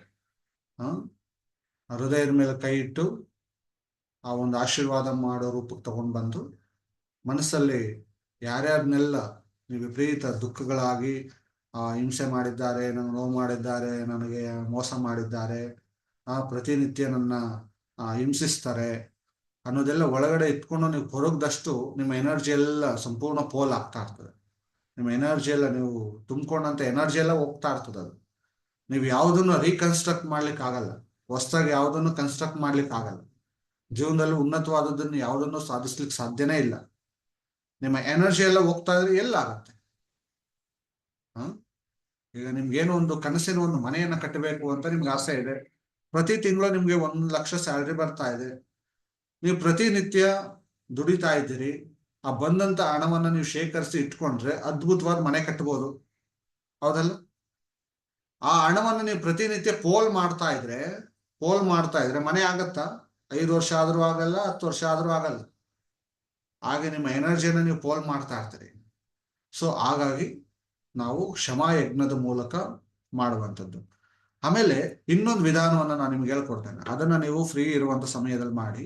ಒಂದು ನೋಟ್ಬುಕ್ ಅನ್ನ ತಗೊಳ್ಳಿ. ಇದು 100ಕ್ಕೆ 100ರಷ್ಟು ಅದ್ಭುತವಾಗಿ ನಿಮ್ಮಲ್ಲಿ ಬದಲಾವಣೆಗಳನ್ನ ತರುತ್ತೆ. ಒಂದು ನೋಟ್ಬುಕ್ ಅನ್ನ ತಗೊಂಡು, ಒಂದು ಪೆನ್ ಅನ್ನ ತಗೊಂಡು, ಆ ಬುಕ್ ಅನ್ನ ನೀವು ಸೀಕ್ರೆಟ್ ಆಗಿ ಇಟ್ಕೊಳ್ಳಿ. ಎಲ್ಲರಿಗೂ ಪ್ರದರ್ಶನ ಮಾಡಬೇಡಿ. ನೋಡಿ ನೋಡಿ ನೋಡಿ ನೋಡಿ ಅಂತ ಪ್ರದರ್ಶನ ಮಾಡಬೇಡಿ. ಅಲ್ಲಿ ಮೊದಲನೇ ಹೆಡ್ಡಿಂಗ್ ಅನ್ನ ಬರ್ಕೊಳ್ಳಿ. ಹೆಡ್ಲೈನ್ ನನ್ನ ಜೀವನ ಚರಿತ್ರೆ ಅಂತ ಬರ್ಕೊಳ್ಳಿ. ನನ್ನ ಜೀವನ ಚರಿತ್ರೆ. ಬೇರೆಯವ್ರ ಆಟೋಗ್ರಫಿ ಎಲ್ಲ ಓದಿದ್ ಸಾಕು, ನಿಮ್ಮ ಆಟೋಗ್ರಫಿಯನ್ನು ಬರ್ಕೊಳ್ಳಿ. ಈಗ ನಾವು ನಮ್ಮಲ್ಲಿರುವಂತ ಶಕ್ತಿಯನ್ನು ನೋಡಲ್ಲ, ಎಲ್ಲ ನೋಡಕ್ ಹೋಗೋದು ಜಾಸ್ತಿ. ಅದೇ ನಮ್ಮ ಒಂದು ಮಾನಸಿಕವಾದ ಕಾಯಿಲೆ. ಅದು ಹುಟ್ಟಿದಾಗಿಂದ ನಿಮಗೆ ಎಲ್ಲಿ ತನಕ ನೆನಪಿದೆಯೋ ಅಲ್ಲಿಂದ ಇಲ್ಲಿವರೆಗೆ, ಆ ಸಮಯದಿಂದ ಈ ಸಮಯದವರೆಗೆ ನಿಮಗಾದಂತ ನೋವುಗಳು, ದುಃಖಗಳು, ಹಿಂಸೆಗಳು, ಕಷ್ಟಗಳು, ಅಥವಾ ನೀವ್ ಯಾರಿಗಾದ್ರೂ ಹಿಂಸೆಗಳನ್ನು ಮಾಡಿದ್ರೆ, ನೀವ್ ಯಾರಿಗಾರು ನೋವುಗಳನ್ನು ಮಾಡಿದ್ರೆ ಅದನ್ನ ಡೀಟೇಲ್ ಆಗಿ ಬರೀರಿ. ಫಿಸಿಕಲಿ, ಮೆಂಟಲಿ ಅಂಡ್ ಎಮೋಷನಲಿ ಈ 3ಅನ್ನ ಬೆರೆಸಿ ನೀವು ಬರೆದಾಗ, ಅದು ಬರೆಯುವಾಗ ನಿಮ್ಮಲ್ಲಿ ಸಾಕಷ್ಟು ಕೆಲವು ದುಃಖಗಳಾಗ್ತದೆ, ಕೆಲವು ಅಳುಗಳು ಬರಬಹುದು. ಬಂದಾಗ ಹತ್ಬಿಡಿ, ಅದನ್ನ ಪೂರ್ತಿ ಬರೀರಿ. ಯಾವಾಗ ಅದನ್ನ ನೀವು ಪೂರ್ತಿ ಬರೀತೀರಿ, ಸಂಪೂರ್ಣವಾಗಿ ನಿಮ್ಮ ಹೃದಯದಲ್ಲಿರುವಂತ ದುಃಖ ದುಮ್ಮಾನಗಳೆಲ್ಲ ಅಕ್ಷರಗಳ ರೂಪದಲ್ಲಿ ಬರ್ತದೆ. ತುಂಬಾ ಅಲ್ಲಿ ನೀವು ಬರೆಯುವಾಗ ಪಾಠ ಬರ್ದಂಗೆ ಬರೆಯಲ್ಲ, ಆ ಎಮೋಷನ್ಸ್ಗಳನ್ನ ಎಕ್ಸ್ಪೀರಿಯನ್ಸ್ ಮಾಡೇ ಬರೆಯೋದು. ಆ ಎಮೋಷನ್ಸ್ಗಳನ್ನೆಲ್ಲ ಎಕ್ಸ್ಪೀರಿಯನ್ಸ್ ಯಾವಾಗ ನೀವು ಮಾಡ್ತೀರಿ, ಆಟೋಮೆಟಿಕ್ಲಿ ರಿಯಲೈಸ್ ಆಗೋಗ್ತದೆ ನಿಮ್ಗೆ. ಅಯ್ಯೋ, ನಾನು ಆತರ ಮಾಡಿದ್ದೆ, ಆತರ ಹಿಂಸೆ ಮಾಡಿದ್ದೆ ಅನ್ನೋದು ಯಾವಾಗ ನಿಮ್ಗೆ ರಿಯಲೈಸ್ ಆಗ್ತದೆ, ಇಮಿಡಿಯೇಟ್ ಆಗಿ ಅದು ಸರಿ ಹೋಗ್ತದೆ, ಇಮಿಡಿಯೇಟ್ ಆಗಿ ಅದು ವಾಶ್ ಔಟ್ ಆಗುತ್ತೆ. ಸೊ ಇದನ್ನ ನೀವು ಬರೆಯೋದಕ್ಕೆ 10 ದಿನ ತಗೊಳ್ಳಿ, 20 ದಿನ ತಗೊಳ್ಳಿ, 30 ದಿನ ತಗೊಳ್ಳಿ. ನಿಮ್ದು ಏನೇನು ಘಟನೆಗಳಿದೆಯೋ, ಯಾವ್ಯಾವ ರೀತಿ ಆಗಿದೆಯೋ ಅದೇ ತರನೇ ಬರೀರಿ. ಬರೆದ ಮೇಲೆ ಲಾಸ್ಟ್ ಅಲ್ಲಿ ಅದು ಕಂಪ್ಲೀಟ್ ಆದ ಮೇಲೆ ನೀವು ಆ ಪುಸ್ತಕದ ಹಾಳೆಗಳನ್ನು ಹರ್ಕೊಂಡು ಅದನ್ನ ಬೆಂಕಿ ಇಟ್ಟು ಅದನ್ನ ನೋಡ್ತಾ ದಹಿಸಿ. ಅದನ್ನ ಒಂದೊಂದೇ ಪೇಜ್ಗಳನ್ನು, ನನ್ನಲ್ಲಿರುವಂತಹ ಎಲ್ಲ ಕರ್ಮಗಳನ್ನ ದಹಿಸ್ತಾ ಇದ್ದೇನೆ, ನನ್ನಲ್ಲಿರುವಂತಹ ದುಃಖಗಳನ್ನ ದಹಿಸ್ತಾ ಇದ್ದೇನೆ, ನನ್ನಲ್ಲಿರುವಂತಹ ಹಿಂಸೆಗಳನ್ನ ನಾನು ದಮನ ಮಾಡ್ತಿದ್ದೇನೆ ಅಂತ ಮಾಡಿ. ಈ ಪ್ರಾಕ್ಟೀಸ್ ಅನ್ನ ಮಾಡಿದ್ರೆ ನಿಮ್ಮ ಹೃದಯದಲ್ಲಿರುವಂತಹ ಎಲ್ಲ ಭಾರಗಳು ಸಂಪೂರ್ಣವಾಗಿ ಇಲ್ದೋಗ್ತದೆ. ಅರ್ಥ ಆಗಿದೆಯಲ್ಲ? ಹಾ. ಆಮೇಲೆ ಎಲ್ಲಾರು ತೋರ್ಸ್ಕೊಂಡು ಓಡಾಡೋದು ಬೇಡ. ನಿಮ್ ಜೀವನ ಚರಿತ್ರೆಯನ್ನ ಬೇರೆಯವ್ರು ಯಾರು ಎತ್ಕೊಂಡು ಓದೋದು ಬೇಡ. ಹೌದಲ್ಲ? ನಿಮ್ ಜೀವನ ಚರಿತ್ರೆಯನ್ನ ಬೇರೆಯವ್ರು ಯಾರು ಓದೋದು ಬೇಡ. ಆಗ ಸೀಕ್ರೆಟ್ ಆಗಿ ಇಟ್ಕೊಂಡು ಫ್ರೀ ಆಗಿದ್ದಂತ ಸಂದರ್ಭದಲ್ಲಿ ಅದನ್ನ ಬರೆಯೋದನ್ನ ಅಭ್ಯಾಸ ಮಾಡಿ. ಅದನ್ನ ನೀವು ಬರೆಯೋದೇ ಆದ್ರೆ ನಿಮ್ಮ ಹೃದಯದಲ್ಲಿರುವಂತ ಎಲ್ಲ ಭಾರಗಳು ಹೋಗ್ತದೆ, ನಿಮ್ಮಲ್ಲಿ ಸ್ಪಷ್ಟವಾದ ಕ್ಲಾರಿಟಿ ಬರ್ತದೆ, ಸ್ಪಷ್ಟವಾದ ವಿಷನ್ ಇರುತ್ತೆ. ಸೊ ಆ ಕಡೆಗೆ ಎನರ್ಜಿ ಫ್ಲೋ ಆಗ್ತದೆ. ಸೊ ಇವೆಲ್ಲವೂ ಮಾಡಿದಾಗ ನೀವು ಹನುಮಾನ್ ಚಾಲಿಸವನ್ನ ಮಾಡ್ತೀರಿ ಲಾಸ್ಟ್ ಅಲ್ಲಿ 5ನೇದು. ಅವಾಗ ನಿಮ್ಮ ಪ್ರಾಣ ಶುದ್ಧಿ ಆಗ್ತದೆ ಹನುಮಾನ್ ಚಾಲಿಸ ಚಾಂಟಿಂಗ್ ಅನ್ನ ಮಾಡೋದ್ರಿಂದ. ಫಸ್ಟ್ ಸ್ನಾನ ಮಾಡ್ತೀವಿ ಅಥವಾ ಕೈಕಾಲು ಮುಖ ತೊಳ್ಕೊಳ್ತೀವಿ, ದೇಹ ಶುದ್ಧಿ. ಒಂದಷ್ಟು ದೇಹಕ್ಕೆ ವ್ಯಾಯಾಮಗಳನ್ನು ಮಾಡಿ, ಒಂದಷ್ಟು ಸೂರ್ಯ ನಮಸ್ಕಾರವನ್ನ ಅಥವಾ ನಿಮ್ಗೆ ಯಾವುದು ಗೊತ್ತಿದೆಯೋ ಅದನ್ನ ಸುಮ್ಮನೆ ವಾರ್ಮ್ ಅಪ್ ಎಕ್ಸಸೈಸೇ ಮಾಡಿ ಸಾಕು. ಆ ಕುತ್ತಿಗೆಯನ್ನ, ಕಾಲನ್ನ, ಸೊಂಟವನ್ನ ಬೆಂಡ್ ಆಗೋದು, ಈ ರೀತಿ ವಾರ್ಮ್ ಅಪ್ ಎಕ್ಸಸೈಸ್ಗಳನ್ನ ಮಾಡಿದಾಗ ದೇಹದ ನಾಡಿಗಳೆಲ್ಲ ಫ್ರೀ ಆಗ್ತವೆ. ಫ್ರೀ ಆದಾಗ ನೀವು ಬೆನ್ನು ನೇರವಾಗಿರಿಸಿ ಕುಳಿತುಕೊಂಡು ಪ್ರಾಣಾಯಾಮವನ್ನ ಮಾಡಬೇಕು. ಮುಂದಿನ ದಿನಗಳಲ್ಲಿ ಕ್ರಿಯಾ ಅಭ್ಯಾಸಗಳನ್ನ ನಾನು ಹೇಳ್ಕೊಡ್ತೇನೆ. ವಿಶೇಷವಾದಂತಹ 5-6 ಬಗೆಯ ಬ್ರೀತಿಂಗ್ ಎಕ್ಸಸೈಸ್ಗಳು ಬರ್ತದೆ. ಆಮೇಲೆ ನಿಮ್ಮಲ್ಲಿರುವಂತಹ ಆ ಪವರ್ಸ್ಗಳನ್ನೆಲ್ಲ ಓಪನ್ ಅಪ್ ಮಾಡುವಂತಹ ಮುಂದಿನ ದಿನಗಳಲ್ಲಿ ಒಂದು 10 ದಿವಸಗಳ ಕಾಲ ಒಂದು ಕ್ರಿಯಾ ಅಭ್ಯಾಸಗಳನ್ನ, ಕ್ರಿಯಾ ಧ್ಯಾನ ಶಿಬಿರ ಅಂತ ಒಂದು ಮಾಡ್ತೇನೆ. ಅದರಲ್ಲಿ ನಿಮಗೆ ಸಂಪೂರ್ಣವಾಗಿ ಗೊತ್ತಾಗ್ತದೆ. ಅದು ಈಗ ಸಮಯ ಇಲ್ಲದೆ ಇರೋದ್ರಿಂದ ಇದನ್ನಿಷ್ಟು ಮಾಡಿದ್ರೆ ನಿಮ್ಮಲ್ಲಿ ಸಾಕಷ್ಟು ಬದಲಾವಣೆಗಳಾಗುತ್ತೆ. ಪ್ರಾಣಾಯಾಮವನ್ನು ಮಾಡಿ. ಪ್ರಾಣಾಯಾಮ ಮಾಡೋದ್ರಿಂದ ನಿಮ್ಮ ನಾಡಿ ಸಂಪೂರ್ಣವಾಗಿ ಬ್ರಹ್ಮ ನಾಡಿಗೆ ಕನೆಕ್ಟ್ ಆಗ್ತದೆ. ಆಗ ಒಂದಷ್ಟು ಸೈಲೆನ್ಸ್ ಆಗಿ ಕೂರ್ಬೇಕು. 3ನೇ ಸ್ಟೆಪ್ ಏನು, ಸೈಲೆನ್ಸ್ ಆಗಿ ಸ್ವಲ್ಪ ಹೊತ್ತು ಕೂರ್ಬೇಕು. 4ನೇದು, ನೀವು ರೈಟಿಂಗ್ ಅನ್ನ ಬರಿತಾ ಇರ್ತೀರಿ, ಅದೇನು ತೊಂದರೆ ಇಲ್ಲ. ಅದಾದ್ಮೇಲೆ ನೀವು ಹನುಮಾನ್ ಚಾಲಿಸವನ್ನ ಚಾಂಟಿಂಗ್ ಮಾಡೋದು. ಅಥವಾ ಹನುಮಾನ್ ಚಾಲಿಸನೇ ಅಂತ ಅಲ್ಲ, ನಿಮಗೆ ಯಾವುದಿದೆಯೋ ಅದನ್ನ ನೀವು ಮಾಡ್ಬೋದು. ನಿಮಗೆ ಯಾವುದು ಗೊತ್ತಿದೆಯೋ ಅದನ್ನ ನೀವು ಮಾಡ್ಬೋದು. ನಿಮಗೆ ಇಷ್ಟವಾದಂತಹ ಮಂತ್ರ ಪಠನೆಗಳನ್ನು ಮಾಡ್ಬೋದು.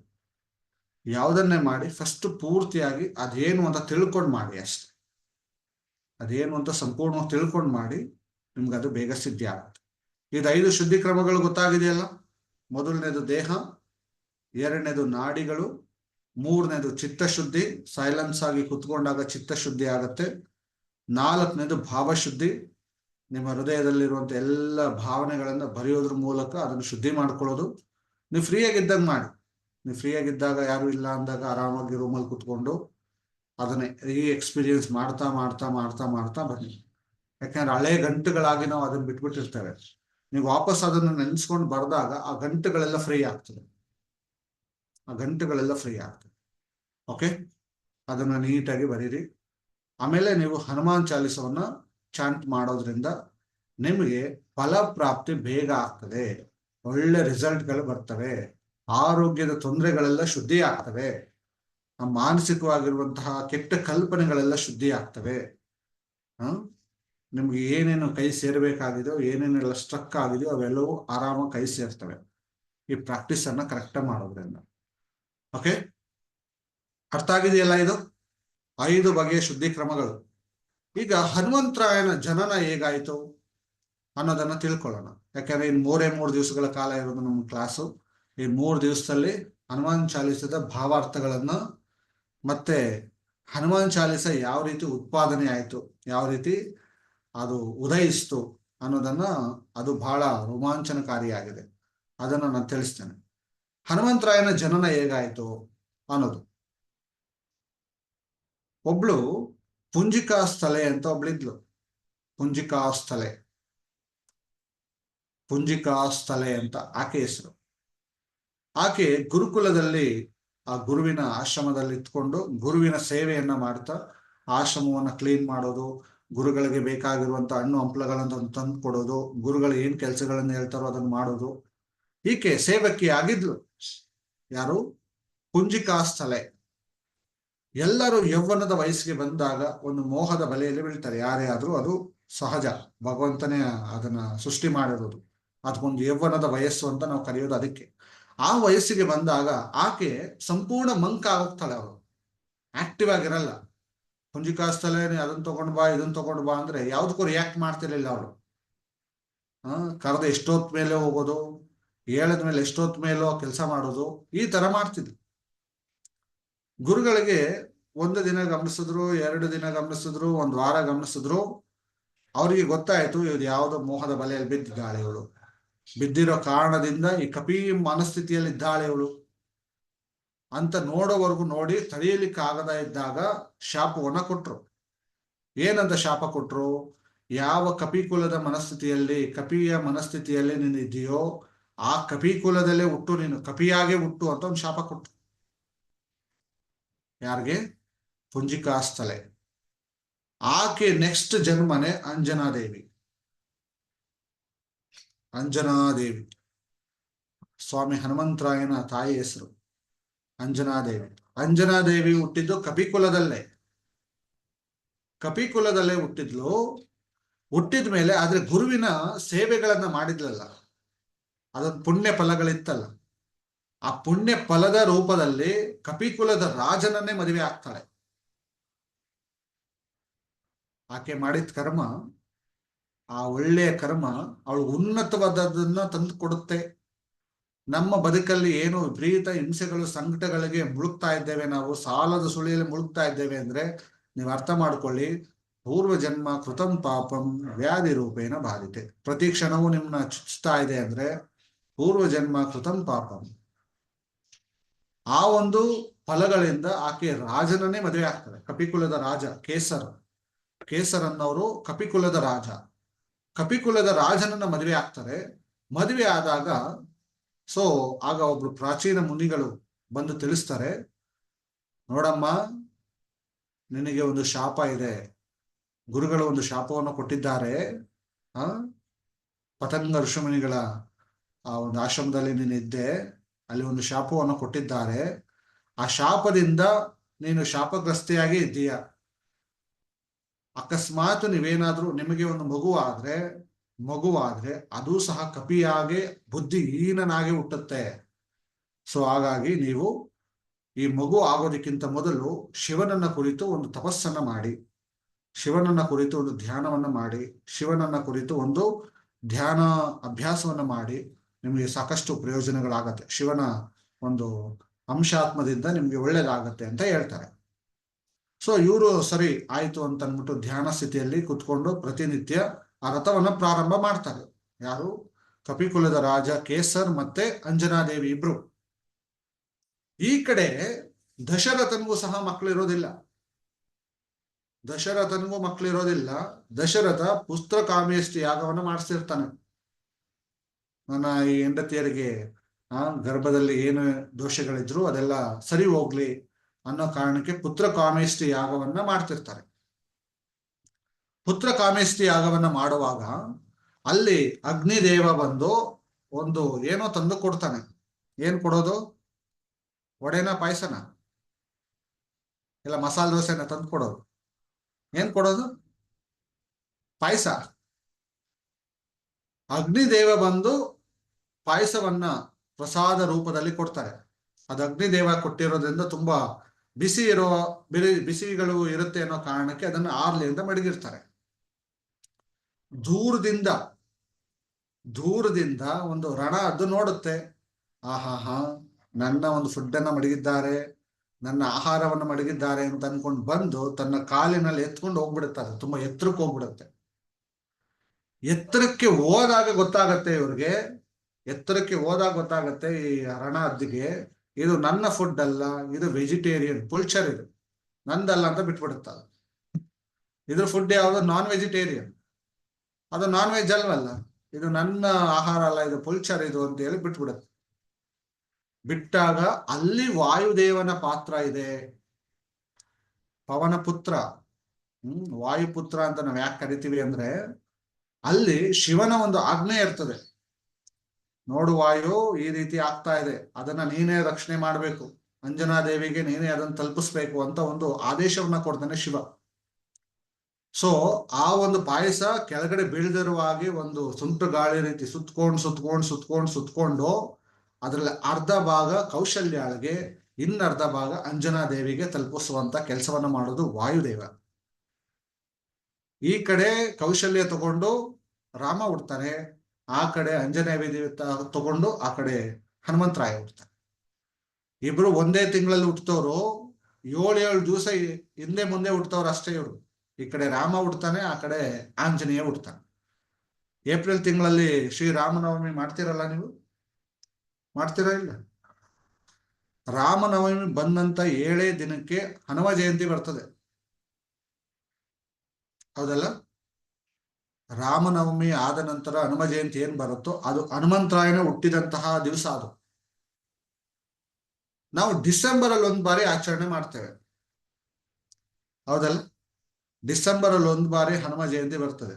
ಅದೇನಂದ್ರೆ ವಿಜಯವನ್ನ ಸಾಧಿಸಿದಂತಹ ದಿವಸ. ಲಂಕೆಯಲ್ಲಿ ಗೆದ್ದು ಬಂದು ಇಲ್ಲಿ ನಾವು ಊರಿಗೆ ಬಂದಾಗ ಸಂಭ್ರಮಾಚರಣೆಯನ್ನ ಮಾಡ್ತೀವಲ್ಲ, ಯುದ್ಧದಲ್ಲಿ ಗೆದ್ದು ವಾಪಸ್ಸು ನಮ್ಮ ಊರಿಗೆ ಬಂದಾಗ ಸಂಭ್ರಮಾಚರಣೆ ಮಾಡೋದಿಲ್ವ ನಾವು? ಆಚರಣೆ ಮಾಡ್ತೀವಲ್ಲ, ಆ ರೀತಿ ಆಚರಣೆ ಮಾಡೋದು ಅದು ಡಿಸೆಂಬರ್ನಲ್ಲಿ. ಸೊ ಹನುಮಂತರಾಯ ಹುಟ್ಟಿದ್ದು ಈ ರೀತಿಯಲ್ಲಿ. ಅದು ಶಿವನ ರುದ್ರಾಂಶ, 11ನೇ ರುದ್ರಾಂಶವಾಗಿ ಹುಟ್ಟೋದು. ಸಾಕ್ಷಾತ್ ಶಿವನೇ 11ನೇ ಅವತಾರ ಸ್ವಾಮಿ ಹನುಮಂತರಾಯನ ಅವತಾರ.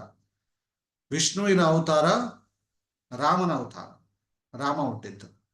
ಸೊ ಇವರಿಬ್ರು ಸಂಪೂರ್ಣವಾಗಿ ಈ ದೈವಿಕ ಅಂಶದಿಂದನೇ ಹುಟ್ಟಿದ್ದು. ಇದು ಹುಟ್ಟೋದಕ್ಕಿಂತ ಮೊದಲು ಇನ್ನೊಂದು ಹಿನ್ನೆಲೆ ಇದೆ, ಇದನ್ನ ನಾವು ತಿಳ್ಕೊಳ್ಳೇಬೇಕು. ಈ ಭಸ್ಮಾಸುರ ಅನ್ನೋ ಹೆಸರನ್ನು ನೀವು ಕೇಳಿದ್ದೀರ? ಭಸ್ಮಾಸುರ, ಅವನು ಶಿವನನ್ನ ಕುರಿತು ಅವನು ಸಹ ಘೋರವಾದ ತಪಸ್ಸನ್ನ ಮಾಡಿರ್ತಾನೆ. ಘೋರವಾದ ತಪಸ್ಸನ್ನ ಮಾಡಿ ಶಿವ ಯಾರಲ್ಲಿ ಭಕ್ತಿ ಅತಿ ಹೆಚ್ಚು ಇರುತ್ತೋ ಅಂತವ್ರಿಗೆ ಎಲ್ಲಾ ಶಕ್ತಿಗಳು ಒಲಿಯುತ್ತೆ. ಭಕ್ತಿ ಇರೋ ಕಡೆನೆ ಭಗವಂತ ಒಲಿಯೋದು, ಹಣ ಇರೋ ಕಡೆ ಭಗವಂತ ಬರಲ್ಲ, ಹೌದಲ್ಲ? ಅಹಂಕಾರಗಳಿರೋ ಕಡೆ ಬರಲ್ಲ. ಯಾರಲ್ಲಿ ಭಕ್ತಿ ಇದೆಯೋ, ಭಕ್ತಿ ಇರೋ ಕಡೆ ಭಗವಂತ ಒಲಿಯೋದು. ಸೊ ಭಸ್ಮಾಸುರನಿಗೂ ಸಹ ಶಿವ ಒಲ್ದ. ಏನ್ ವರ ಬೇಕು ಕೇಳು? ಈ ನಮ್ಮ ಪೌರಾಣಿಕವಾಗಿ ಹೇಳ್ಬೇಕಾದ್ರೆ ಈ ರೀತಿ ಹೇಳ್ಬೇಕಷ್ಟೆ. ಏನ್ ವರ ಬೇಕು ಕೇಳು? ನಾನು ಯಾರ ತಲೆ ಮೇಲೆ ಕೈ ಇಡ್ತೀನೋ ಅವರು ಭಸ್ಮ ಆಗ್ಬೇಕು, ನನ್ಗೆ ಆಶೀರ್ವಾದ ಮಾಡುವಂದ. ಶಿವ ಕರುಣಾಮಯ ದಯಾಮಯ, ಆಯ್ತು ತಾಸ್ತು ತಗೋ ಅಂತ ಕೊಟ್ಟ. ಈ ಭಸ್ಮಾಸುರನಿಗೆ ಒಂದು ಡೌಟ್ ಸ್ಟಾರ್ಟ್ ಆಯ್ತು, ಇದು ನಿಜವಾಗ್ಲೂ ವರ್ಕ್ ಆಗತ್ತಾ? ನೀನೀಗ ಆಶೀರ್ವಾದ ಮಾಡಿದ್ಯಲ್ಲ ನನಗೆ, ಇದು ನಿಜವಾಗ್ಲೂ ವರ್ಕ್ ಆಗತ್ತಾ? ಹೌದಪ್ಪ, 100% ವರ್ಕ್ ಆಗತ್ತೆ. ಹಾಗಾದ್ರೆ ನಿನ್ನ ಮೇಲೆ ಕೈ ಇಟ್ಟು ನನ್ನ ಪರೀಕ್ಷೆ ಮಾಡಲ ಅಂತ. ಯಾರು? ಈ ಭಸ್ಮಾಸುರ. ಈಗ ನಾನೇ ವರ ಕೊಟ್ಟು ನಾನೇ ಭಸ್ಮ ಆಗೋ ಲೆವೆಲ್ ಬಂದಲ್ಲ ನಾನು ಅಂತ ಇಮಿಡಿಯೇಟ್ ಓಡಕ್ ಶುರು ಮಾಡಿದ ಶಿವ. ಯಾಕೋ ಇದು ನನಗೆ ಕಂಟಕ ಬಂತಿದ್ರು ಅಂತ ಅಂದ್ಬಿಟ್ಟು ಓಡೋದಿಕ್ ಶುರು ಮಾಡ್ದ ಶಿವ. ಆಗ ವಿಷ್ಣುವಿಗೆ ಗೊತ್ತಾಯ್ತು, ಓ ಶಿವನಿಗೇನೋ ಪ್ರಾಬ್ಲಮ್ ಆಗಿದೆ. ಇವರಿಬ್ರು ಕ್ಲೋಸ್ ಬಡ್ಡೀಸ್, ಇವರು ಆತ್ಮೀಯವಾದ ಸ್ನೇಹಿತರು, ಶಿವ ಮತ್ತೆ ವಿಷ್ಣು. ನಾವೇ ಕಿತ್ತಾಡೋದು ಕಣ್ರಿ. ವಿಷ್ಣುವನ್ನ ಪೂಜೆ ಮಾಡೋರಿಗೆ ಶಿವನ್ ಕಂಡ್ರಾಗಲ್ಲ, ಅಥವಾ ಶಿವರನ್ನ ಪೂಜೆ ಮಾಡೋರು ವಿಷ್ಣು ಕಂಡ್ರಾಗಲ್ಲ. ನಾವೇ ಕಿತ್ತಾಡೋ ಜಾಸ್ತಿ. ನಮ್ಮಲ್ಲಿ ನಮ್ಮ ಮನಸ್ಥಿತಿಯಲ್ಲಿ ಇರೋದು ಈ ಕೊಳೆಗಳು. ಅವರಿಬ್ರು ಬಹಳ ಕ್ಲೋಸ್ ಬಡ್ಡೀಸ್ ಅವರು, ಬಹಳ ಆತ್ಮೀಯವಾದಂತಹ ಸ್ನೇಹಿತರವರು. ಸೊ ಆಗ ವಿಷ್ಣುಗೆ ಗೊತ್ತಾಯ್ತು, ಓ ಶಿವನಿಗೇನೋ ಪ್ರಾಬ್ಲಮ್ ಆಗಿದೆ, ಸೊ ಆತನ್ನ ನಾನು ರೆಸ್ಕ್ಯೂ ಮಾಡಬೇಕು ಅಂತ ಅಂದ್ಬಿಟ್ಟು ಒಂದು ಸುಂದರವಾದಂತಹ ಮೋಹಿನಿಯ ವೇಷದಲ್ಲಿ ಬರ್ತಾನೆ. ಯಾರು? ವಿಷ್ಣು. ಮೋಹಿನಿಯ ವೇಷದಲ್ಲಿ ಬಂದು ಆತನನ್ನ ನೃತ್ಯದ ಮೂಲಕ, ಡ್ಯಾನ್ಸ್ ನ ಮೂಲಕ ತನ್ನೆಡೆಗೆ ಸೆಳ್ಕೊಳ್ತಾಳೆ ವಿಷ್ಣು. ಒಂದು ವಿಶೇಷವಾಗಿ ಡ್ಯಾನ್ಸ್ ಅನ್ನ ಮಾಡ್ತಾ ಮಾಡ್ತಾ ಮಾಡ್ತಾ ಈಕೆ ಯಾವ ರೀತಿ ಮಾಡ್ತಾಳೋ ಅದೇ ರೀತಿ ಭಸ್ಮಾಸುರನ್ನು ಡ್ಯಾನ್ಸ್ ಮಾಡ್ಲಿಕ್ಕೆ ಶುರು ಮಾಡ್ತಾನೆ. ಆ ಮೋಹದ ಬಲೆಯಲ್ಲಿ ಎಳ್ಕೊಂಡು ಡ್ಯಾನ್ಸ್ ಮಾಡ್ತಾ ಮಾಡ್ತಾ ಒಂದು ಸ್ಟೆಪ್ ಬರ್ತದೆ. ಈ ರೀತಿ ಕೈನ ತಗೊಂಡು ಅವನ ತಲೆ ಮೇಲೆ ಮಡಿಕೊಳ್ಳುವಂತ ಒಂದು ಸ್ಟೆಪ್ ಬರ್ತದೆ. ಇವನು ಅಷ್ಟೊಂದು ಮೈ ಮರ್ತು ಬಿಟ್ಟಿರ್ತಾನೆ. ಯಾರು? ಭಸ್ಮಾಸುರ. ತಾನು ಮೈ ಮರ್ತು ಬಿಟ್ಟಿರ್ತಾನೆ. ಅವನು ಅದೇ ತರ ಡ್ಯಾನ್ಸ್ ಮಾಡ್ಕೊಂಡು ಹಂಗೆ ತಲೆ ಮೇಲೆ ಕೈ ಇಟ್ಕೊಂಡ. ಇವನೇನಂತ ಕೇಳಿದ್ದು, ನಾನು ಯಾರ ತಲೆ ಮೇಲೆ ಕೈ ಇಡ್ತೀನೋ ಅವ್ರು ಭಸ್ಮ ಆಗ್ಬೇಕು ಅಂತ. ಅವನೇ ಕೈ ಹಿಡ್ಕೊಂಡ, ಅವನೇ ಭಸ್ಮ ಆದ. ಯಾವಾಗ ಭಸ್ಮ ಆದ್ನೋ ಶಿವನಿಗೆ ಬಹಳ ಆನಂದ ಆಗೋಯ್ತು. ನನ್ನ ಈ ಪ್ರಾಣಾಪಾಯದಿಂದ ನೀನು ಕಾಪಾಡಿದೆ ವಿಷ್ಣು, ಹಾಗಾಗಿ ನಾನು ನಿನಗೆ ಯಾವ್ದಾದ್ರು ಒಂದು ರೂಪದಲ್ಲಿ ಸೇವೆಯನ್ನ ಮಾಡೇ ಮಾಡ್ತೇನೆ, ಯಾವ್ದಾದ್ರು ರೂಪದಲ್ಲಿ ನಾನು ನಿನಗೆ ಸಹಾಯವನ್ನ ಮಾಡೇ ಮಾಡ್ತೇನೆ ಅನ್ನೋದು ಹೃದಯ ಆಳದಲ್ಲಿತ್ತು. ಯಾರಿಗೆ? ಶಿವನಿಗೆ. ಸೊ ಯಾವಾಗ ವಿಷ್ಣು ಇನ್ನೊಂದು ಅವತಾರವನ್ನ ತಾಳ್ತಾನೋ ಅಲ್ಲಿವರೆಗೂ ವೆಯ್ಟ್ ಮಾಡ್ಕೊಂಡಿದ್ದ ಶಿವ. ಯಾವಾಗ ರಾಮನ ಅವತಾರಕ್ಕೆ ಬಂದ್ರು ಶಿವ, ಅಲ್ಲ, ರಾಮನ ಅವತಾರಕ್ಕೆ ಬಂದ್ರು ವಿಷ್ಣು, ಇಮಿಡಿಯೇಟ್ ಆಗಿ ಆಂಜನೇಯನ ಅವತಾರಕ್ಕೆ ಬಂದ್ರು ಸ್ವಾಮಿ ಶಿವ. ಅದಕ್ಕೆ ರಾಮ ಅಂದ್ರೆ ಅಷ್ಟು ಭಕ್ತಿ ಜಾಸ್ತಿ, ಅಷ್ಟು ಸೇವೆ ಮನೋಭಾವನೆ ಜಾಸ್ತಿ, ಸ್ವಾಮಿ ನಿಷ್ಠೆ ಜಾಸ್ತಿ. ಮುಂದಿನ ದಿನಗಳಲ್ಲಿ ಹೇಳ್ತಾನೆ, ರಾಮನಿಗಿದ್ದಂತಹ ಪ್ರಾಣ ಸಂಕಟವನ್ನು ಆಂಜನೇಯನ ಬಿಡಿಸ್ತಾನೆ. ರಾಮನಿಗೆ ಒಂದು ಪ್ರಾಣದ ಸಂಕಟಗಳು ಜಾಸ್ತಿ ಬರ್ತವೆ ಲಂಕೆಗೆ ಹೋದಾಗ. ಅದನ್ನೆಲ್ಲವನ್ನ ಹನುಮಂತರಾಯನೇ ಬಿಡಿಸ್ತಾನೆ. ಆ ಎಲ್ಲ ಪ್ರಾಣಾಪಾಯದಿಂದ ಕಾಪಾಡ್ತಾನೆ. ಅದನ್ನ ನಾನು ಮುಂದೆ ಹೇಳ್ತೇನೆ. ಈ ಕಾರಣಕ್ಕೆ ರಾಮ ಅಂದ್ರೆ ಕಣ್ಣಲ್ಲಿ ನೀರು ಹಾಕೊಂಡು ಆ ಒಂದು ಧ್ಯಾನ ಸ್ಥಿತಿಯಲ್ಲಿ ಆ ಸೇವೆಗಳನ್ನ ಮಾಡ್ತಾ ಸದಾಕಾಲ ಇರ್ತಾನೆ ಸ್ವಾಮಿ ಹನುಮ. ಅರ್ಥ ಆಗಿದೆಯಲ್ಲ? ಯಾಕೆ ಹನುಮಂತರಾಯನಲ್ಲಿ ಅಷ್ಟೆಲ್ಲಾ ಶಕ್ತಿಗಳಿದ್ರು ರಾಮನ್ ಸೇವೆ ಯಾಕೆ ಮಾಡ್ಬೇಕಿತ್ತು? ಈಗ ನಮ್ಮಲ್ಲಿ ಅಪಾರವಾದ ಹಣಕಾಸು ಒಂದಷ್ಟು ಪವರ್ಸ್ಗಳು ಬಂದ್ಬಿಟ್ರೆ ನಾವ್ ಯಾರಿಗೂ ಬಗ್ಗದೇ ಇಲ್ಲ. ಅವನ್ ಯಾವನ್ರಿ, ಅವನ್ ಕಂಡ್ರೆ ನಮ್ಗೇನ್ರಿ, ಅವನ್ ಪಾಡ್ಗ ಅವನಿದ್ರು ನಮ್ಮ ಪಾಡ್ಗ ನಾವಿರ್ತೀವಿ ಕಣ್ರಿ. ಈ ರೀತಿ ಈಗೋಗಳು ನಮ್ಮಲ್ಲಿ ಇನ್ಕ್ರೀಸ್ ಆಗ್ತದೆ. ಆದ್ರೆ ಹನುಮಂತರಾಯನಲ್ಲಿ ಎಂತಹ ಶಕ್ತಿ ಇತ್ತು ಅಂದ್ರೆ ಎಂಥವರನ್ನು ಬೇಕಾದ್ರೆ ಹರಣ ಮಾಡುವಂತ ಎಬಿಲಿಟಿ ಇತ್ತು ಆಂಜನೇಯನಿಗೆ. ಅಷ್ಟೆಲ್ಲವೂ ಇದ್ರೆ ನನ್ನಲ್ಲಿ ಏನೂ ಇಲ್ಲ ಅಂತ ಅನ್ನೋ ಮನೋಭಾವನೆಯಲ್ಲಿ ಸದಾ ರಾಮನ ಪಾದದಡಿಯಲ್ಲೇ ಇರ್ತಿದ್ದ ಹನುಮ. ರಾಮನ ಪಾದದಲ್ಲೇ ಇರ್ತಿದ್ದ ಯಾವಾಗ್ಲೂ. ಅಷ್ಟೆಲ್ಲಾ ಶಕ್ತಿಗಳಿದ್ರು. ಸೊ ಕಾರಣ ಏನು ಅಂದ್ರೆ ತನ್ನ ಪ್ರಾಣವನ್ನ ರೆಸ್ಕ್ಯೂ ಮಾಡಿದ್ದಾನೆ, ಆತನ ಸೇವೆಯನ್ನ ನಾನು ಮಾಡಬೇಕು ಅನ್ನುವಂತಹ ಆಳವಾದಂತ ಮನೋಭಾವನೆ ಶಿವನಲ್ಲಿತ್ತು. ಆ ಶಿವನ ಇನ್ನೊಂದು ಅವತಾರವೇ, 11ನೇ ಅವತಾರವೇ ಸ್ವಾಮಿ ಹನುಮ. ಹನುಮಂತರಾಯನಾಗಿ ಹುಟ್ಟಿ ಬಂದು ಆತನ ಸೇವೆಯನ್ನ ಮಾಡ್ತಾನೆ. ಇದು ಅರ್ಥ ಆಗಿದೆಯಲ್ಲ? 5 ರೀತಿ ಶುದ್ಧಿ ಕ್ರಮಗಳು, ಮತ್ತೆ ಹನುಮಂತರಾಯ ಹೇಗೆ ಜನನ ಆಗಿದ್ದು, ಮತ್ತೆ ಹನುಮಂತರಾಯನಿಗೆ ನಾಮಕರಣ ಮಾಡಿಕೊಳ್ಳುವಂತಹ ಒಂದು ಸಮಯ ಬರ್ತದೆ. ನಾಮಕರಣ ಮಾಡೋ ಸಮಯ. ಈ ನಾಮಕರಣ ಮಾಡೋ ಸಮಯ ಇದೆಯಲ್ಲ, ಅದು ಬಹಳ ವಿಶೇಷವಾಗಿದೆ. ಶಿವ ಮತ್ತೆ ವಿಷ್ಣು ಮತ್ತೆ ಬ್ರಹ್ಮ, ಈ 3 ಜನರು ಒಂದು ಆಚಾರ್ಯರ ರೂಪದಲ್ಲಿ ಬರ್ತಾರೆ ನಾಮಕರಣ ಮಾಡ್ಲಿಕ್ಕೆ. ಯಾವ ಹೆಸರನ್ನ ಇಡೋದು ಮಗುಗೆ ಅಂತ ಯೋಚನೆ ಮಾಡುದು. ಯಾಕೆಂದ್ರೆ ಇದು ಶಿವನ ರುದ್ರಾಂಶವಾಗಿರೋದ್ರಿಂದ ಇವರೆಲ್ಲ ಬಂದ್ರು, ಒಂದು ಯಾವ ಹೆಸರನ್ನ ಇಡೋದು ಅಂತ ಎಲ್ಲ ಕುತ್ಕೊಂಡು ಡಿಸ್ಕಸ್ ಮಾಡ್ತಾ ಇದ್ರು. ಒಂದು ಪೌರಾಣಿಕವಾಗಿ ಹೇಳ್ಬೇಕಾದ್ರೆ ನಿಮ್ಗೆಲ್ಲರಿಗೂ ಒಂದು ಅರ್ಥ ಆಗ್ಬೇಕಲ್ಲ. ಆದ್ರೆ ಇದು ರಿಯಾಲಿಟಿ. ಅದು ಕಾಲ್ಪನಿಕ ಆಗಿರ್ಬೋದು, ಕಥೆಗಳು ಕಾಲ್ಪನಿಕ ಆಗಿರ್ಬೋದು, ಆದ್ರೆ ರಿಯಾಲಿಟಿ ಇದೆ ಅದ್ರಲ್ಲಿ. ಸೊ 3 ಜನ ಡಿಸ್ಕಸ್ ಮಾಡ್ತಿದ್ರು. ಎಲ್ಲಾರ್ಗೂ, ಈಗಿನವ್ರಿಗೂ ಸಹ ಆಗಿನವ್ರಿಗೂ ಸಹ ಹೆಂಡ್ತೀರಂದ್ರೆ ಭಯ ಜಾಸ್ತಿ.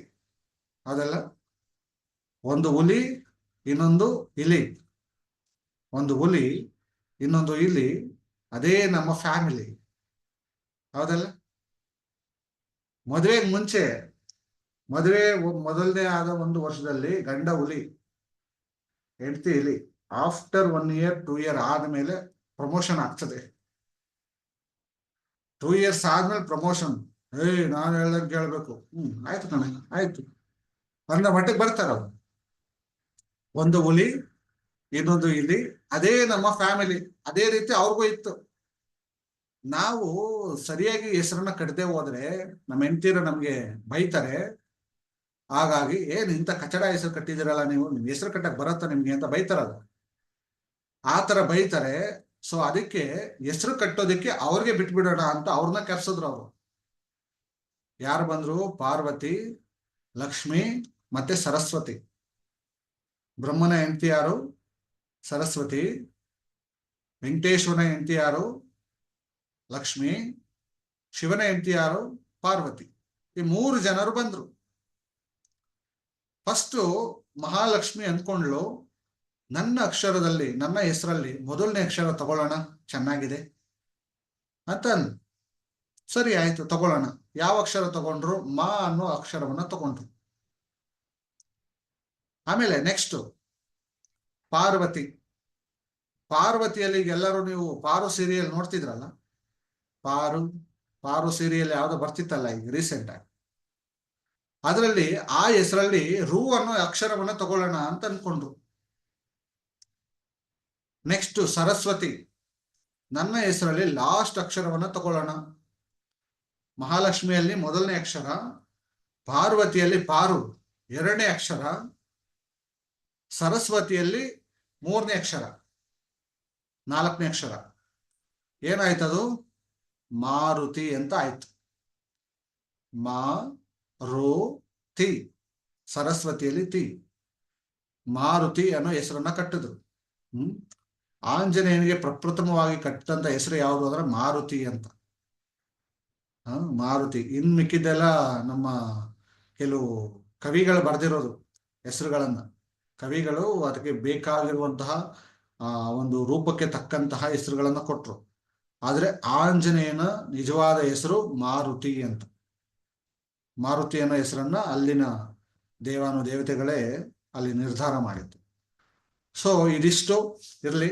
ನಾಳೆ ಹನುಮಾನ್ ಚಾಲಿಸ ಯಾವ ರೀತಿ ಉದ್ಭವ ಆಯಿತು, ಮತ್ತೆ ಹನುಮಾನ್ ಚಾಲಿಸದ ಡೀಪ್ ಸೀಕ್ರೆಟ್ಸ್ಗಳಿದೆ. ಒಂದೊಂದು ಲೈನಲ್ಲೂ ಸಹ ಒಂದೊಂದು ಸೀಕ್ರೆಟ್ಗಳಿದೆ. ನಾನು ನಿಮಗೆ ಒಂದು PDF ಅನ್ನ ಕಳಿಸಿದ್ದೇನೆ ಗ್ರೂಪಲ್ಲಿ. ಆ ಒಂದು PDF ಅನ್ನ ನೀವೆಲ್ಲರೂ ಪ್ರಿಂಟ್ಔಟ್ ಅನ್ನ ತಗೊಳ್ಳಿ. ಈ ರೀತಿ ನೀವು ಪ್ರಿಂಟ್ಔಟ್ ಅನ್ನ ತಗೊಂಡ್ರೆ ಅದನ್ನ ಒಂದೊಂದೇ ಲೈನ್ ಅನ್ನ ನೀವು ನೋಡ್ತಾ ಅದನ್ನು ತಿಳ್ಕೊಳ್ಳಿಕ್ಕೆ ಸಾಧ್ಯ ಆಗ್ತದೆ. ಬೇಕಾದ್ರೆ ಇನ್ನೊಂದು ಬಾರಿ ನಾನು PDF ಕಳಿಸ್ತೀನಿ, ಅದನ್ನೆಲ್ಲರೂ ಒಂದು ಬಾರಿ ಡೌನ್ಲೋಡ್ ಮಾಡ್ಕೊಳ್ಳಿ ಅಥವಾ ಪ್ರಿಂಟ್ಔಟ್ ತಗೊಳ್ಳಿ. ಪ್ರಿಂಟ್ಔಟ್ ತಗೊಂಡು ಅದನ್ನ ನಿಮ್ಮ ಕೈಲಿರ್ಲಿ. ಆಮೇಲೆ ಹನುಮಾನ್ ಚಾಲಿಸದ ಮ್ಯೂಸಿಕ್ ಅನ್ನ ಕಳಿಸ್ಕೊಟ್ಟಿದ್ದೇನೆ. ಉದಿತ್ ನಾರಾಯಣ್ ಆಡಿರುವಂತಹ ಒಂದು ಸಾಂಗ್ ಅದು. ಉದಿತ್ ನಾರಾಯಣ್ ಬಹಳ ವೈಬ್ರೇಷನ್ ಜಾಸ್ತಿ ಇದೆ, ಕಂಟಿನ್ಯೂಸ್ ಆಗಿದೆ ಅವ್ರು ಹೇಳಿರುವಂಥದ್ದು. ತುಂಬಾ ಜನ ಆಡಿದ್ದಾರೆ ಹನುಮಾನ್ ಚಾಲಿಸ, ಒಬ್ರಿಬ್ರಲ್ಲ, ತುಂಬಾ ಜನ ಆಡಿದ್ದಾರೆ. ಆದ್ರೆ ಅತಿ ಹೆಚ್ಚು ದೈವಿಕ ತರಂಗಗಳು ಬರ್ತಾ ಇರುವಂತದ್ದು, ಕಂಟಿನ್ಯೂಸ್ ಆಗಿರುವಂತದ್ದು, ವಿಪರೀತ ನಿಮ್ಮ ಮನಸ್ಸಿಗೆ ಜೋಶನ ಕೊಡುವಂಥದ್ದು ಯಾರು ಇದ್ರೆ ಅದು ಉದಿತ್ ನಾರಾಯಣ್ ಆಡಿರೋ ಸಾಂಗ್. ವಿಪರೀತ ಜೋಶ್ ಕೊಡ್ತದೆ ನಿಮ್ಗೆ ಅದು ಪ್ರಾಕ್ಟೀಸ್ ಮಾಡ್ತಾ ಮಾಡ್ತಾ. ಸೊ ಹಾಗಾಗಿ ಅದನ್ನ ಮತ್ತೆ ಇನ್ನೊಂದು ಬಾರಿ ಲಿಂಕ್ ಅನ್ನು ಕಳಿಸ್ತೀನಿ, ನಿಮ್ಮ ಮೊಬೈಲ್ ಅಲ್ಲಿ ಅದನ್ನ ಡೌನ್ಲೋಡ್ ಮಾಡ್ಕೊಳ್ಳಿ. ನೀವು ಹನುಮಾನ್ ಚಾಲಿಸವನ್ನ ನಿಮ್ಮ ಮನೆಗಳಲ್ಲಿ ಒಂದು ಮ್ಯೂಸಿಕ್ ಅಥವಾ ಹೋಮ್ ಥಿಯೇಟರ್ ಏನಾದ್ರು ಇದ್ರೆ ಅಂಥವಕ್ಕೆ ಸಾಂಗ್ ಅನ್ನು ಹಾಕಿ ಈ ಒಂದು ಸ್ಕ್ರಿಪ್ಟ್ ಅನ್ನ ಇಟ್ಕೊಂಡು ಹೃದಯದ ಮೇಲೆ ಕೈ ಇಟ್ಟು, ಹೃದಯ ನಿವಾಸಿ ಸ್ವಾಮಿ ಹನುಮ, ನಾನು ನಾಳೆ ಮಾಡಿಸ್ತೇನೆ, ನಿಮಗೆ ಪ್ರಾಕ್ಟೀಸ್ ಅನ್ನ ಮಾಡಿಸ್ತೇನೆ. ಸೊ ಅದನ್ನ ನಿಮ್ಮ ಹೃದಯದ ಮೇಲೆ ಕೈ ಇಟ್ಟು ಹನುಮಾನ್ ಚಾಲಿಸವನ್ನ ಪಠನೆ ಮಾಡೋದ್ರಿಂದ ನಿಮ್ಮ ಹೃದಯ ಆಳದಲ್ಲಿರುವಂತಹ ಪವರ್ಸ್ಗಳೆಲ್ಲ ಸಂಪೂರ್ಣವಾಗಿ ಆಕ್ಟಿವೇಟ್ ಆಗ್ತದೆ. ಓಕೆ, ಅರ್ಥ ಆಗಿದೆಯಲ್ಲ ಇಷ್ಟು? ನಾಳೆ ಇದೇ ಸಮಯಕ್ಕೆ ನಾವೆಲ್ಲರೂ ಮತ್ತೆ ಭೇಟಿಯಾಗೋಣ. ಎಲ್ಲರಿಗೂ ಒಳ್ಳೇದಾಗ್ಲಿ, ಶುಭವಾಗ್ಲಿ. ಹರಿ ಓಂ.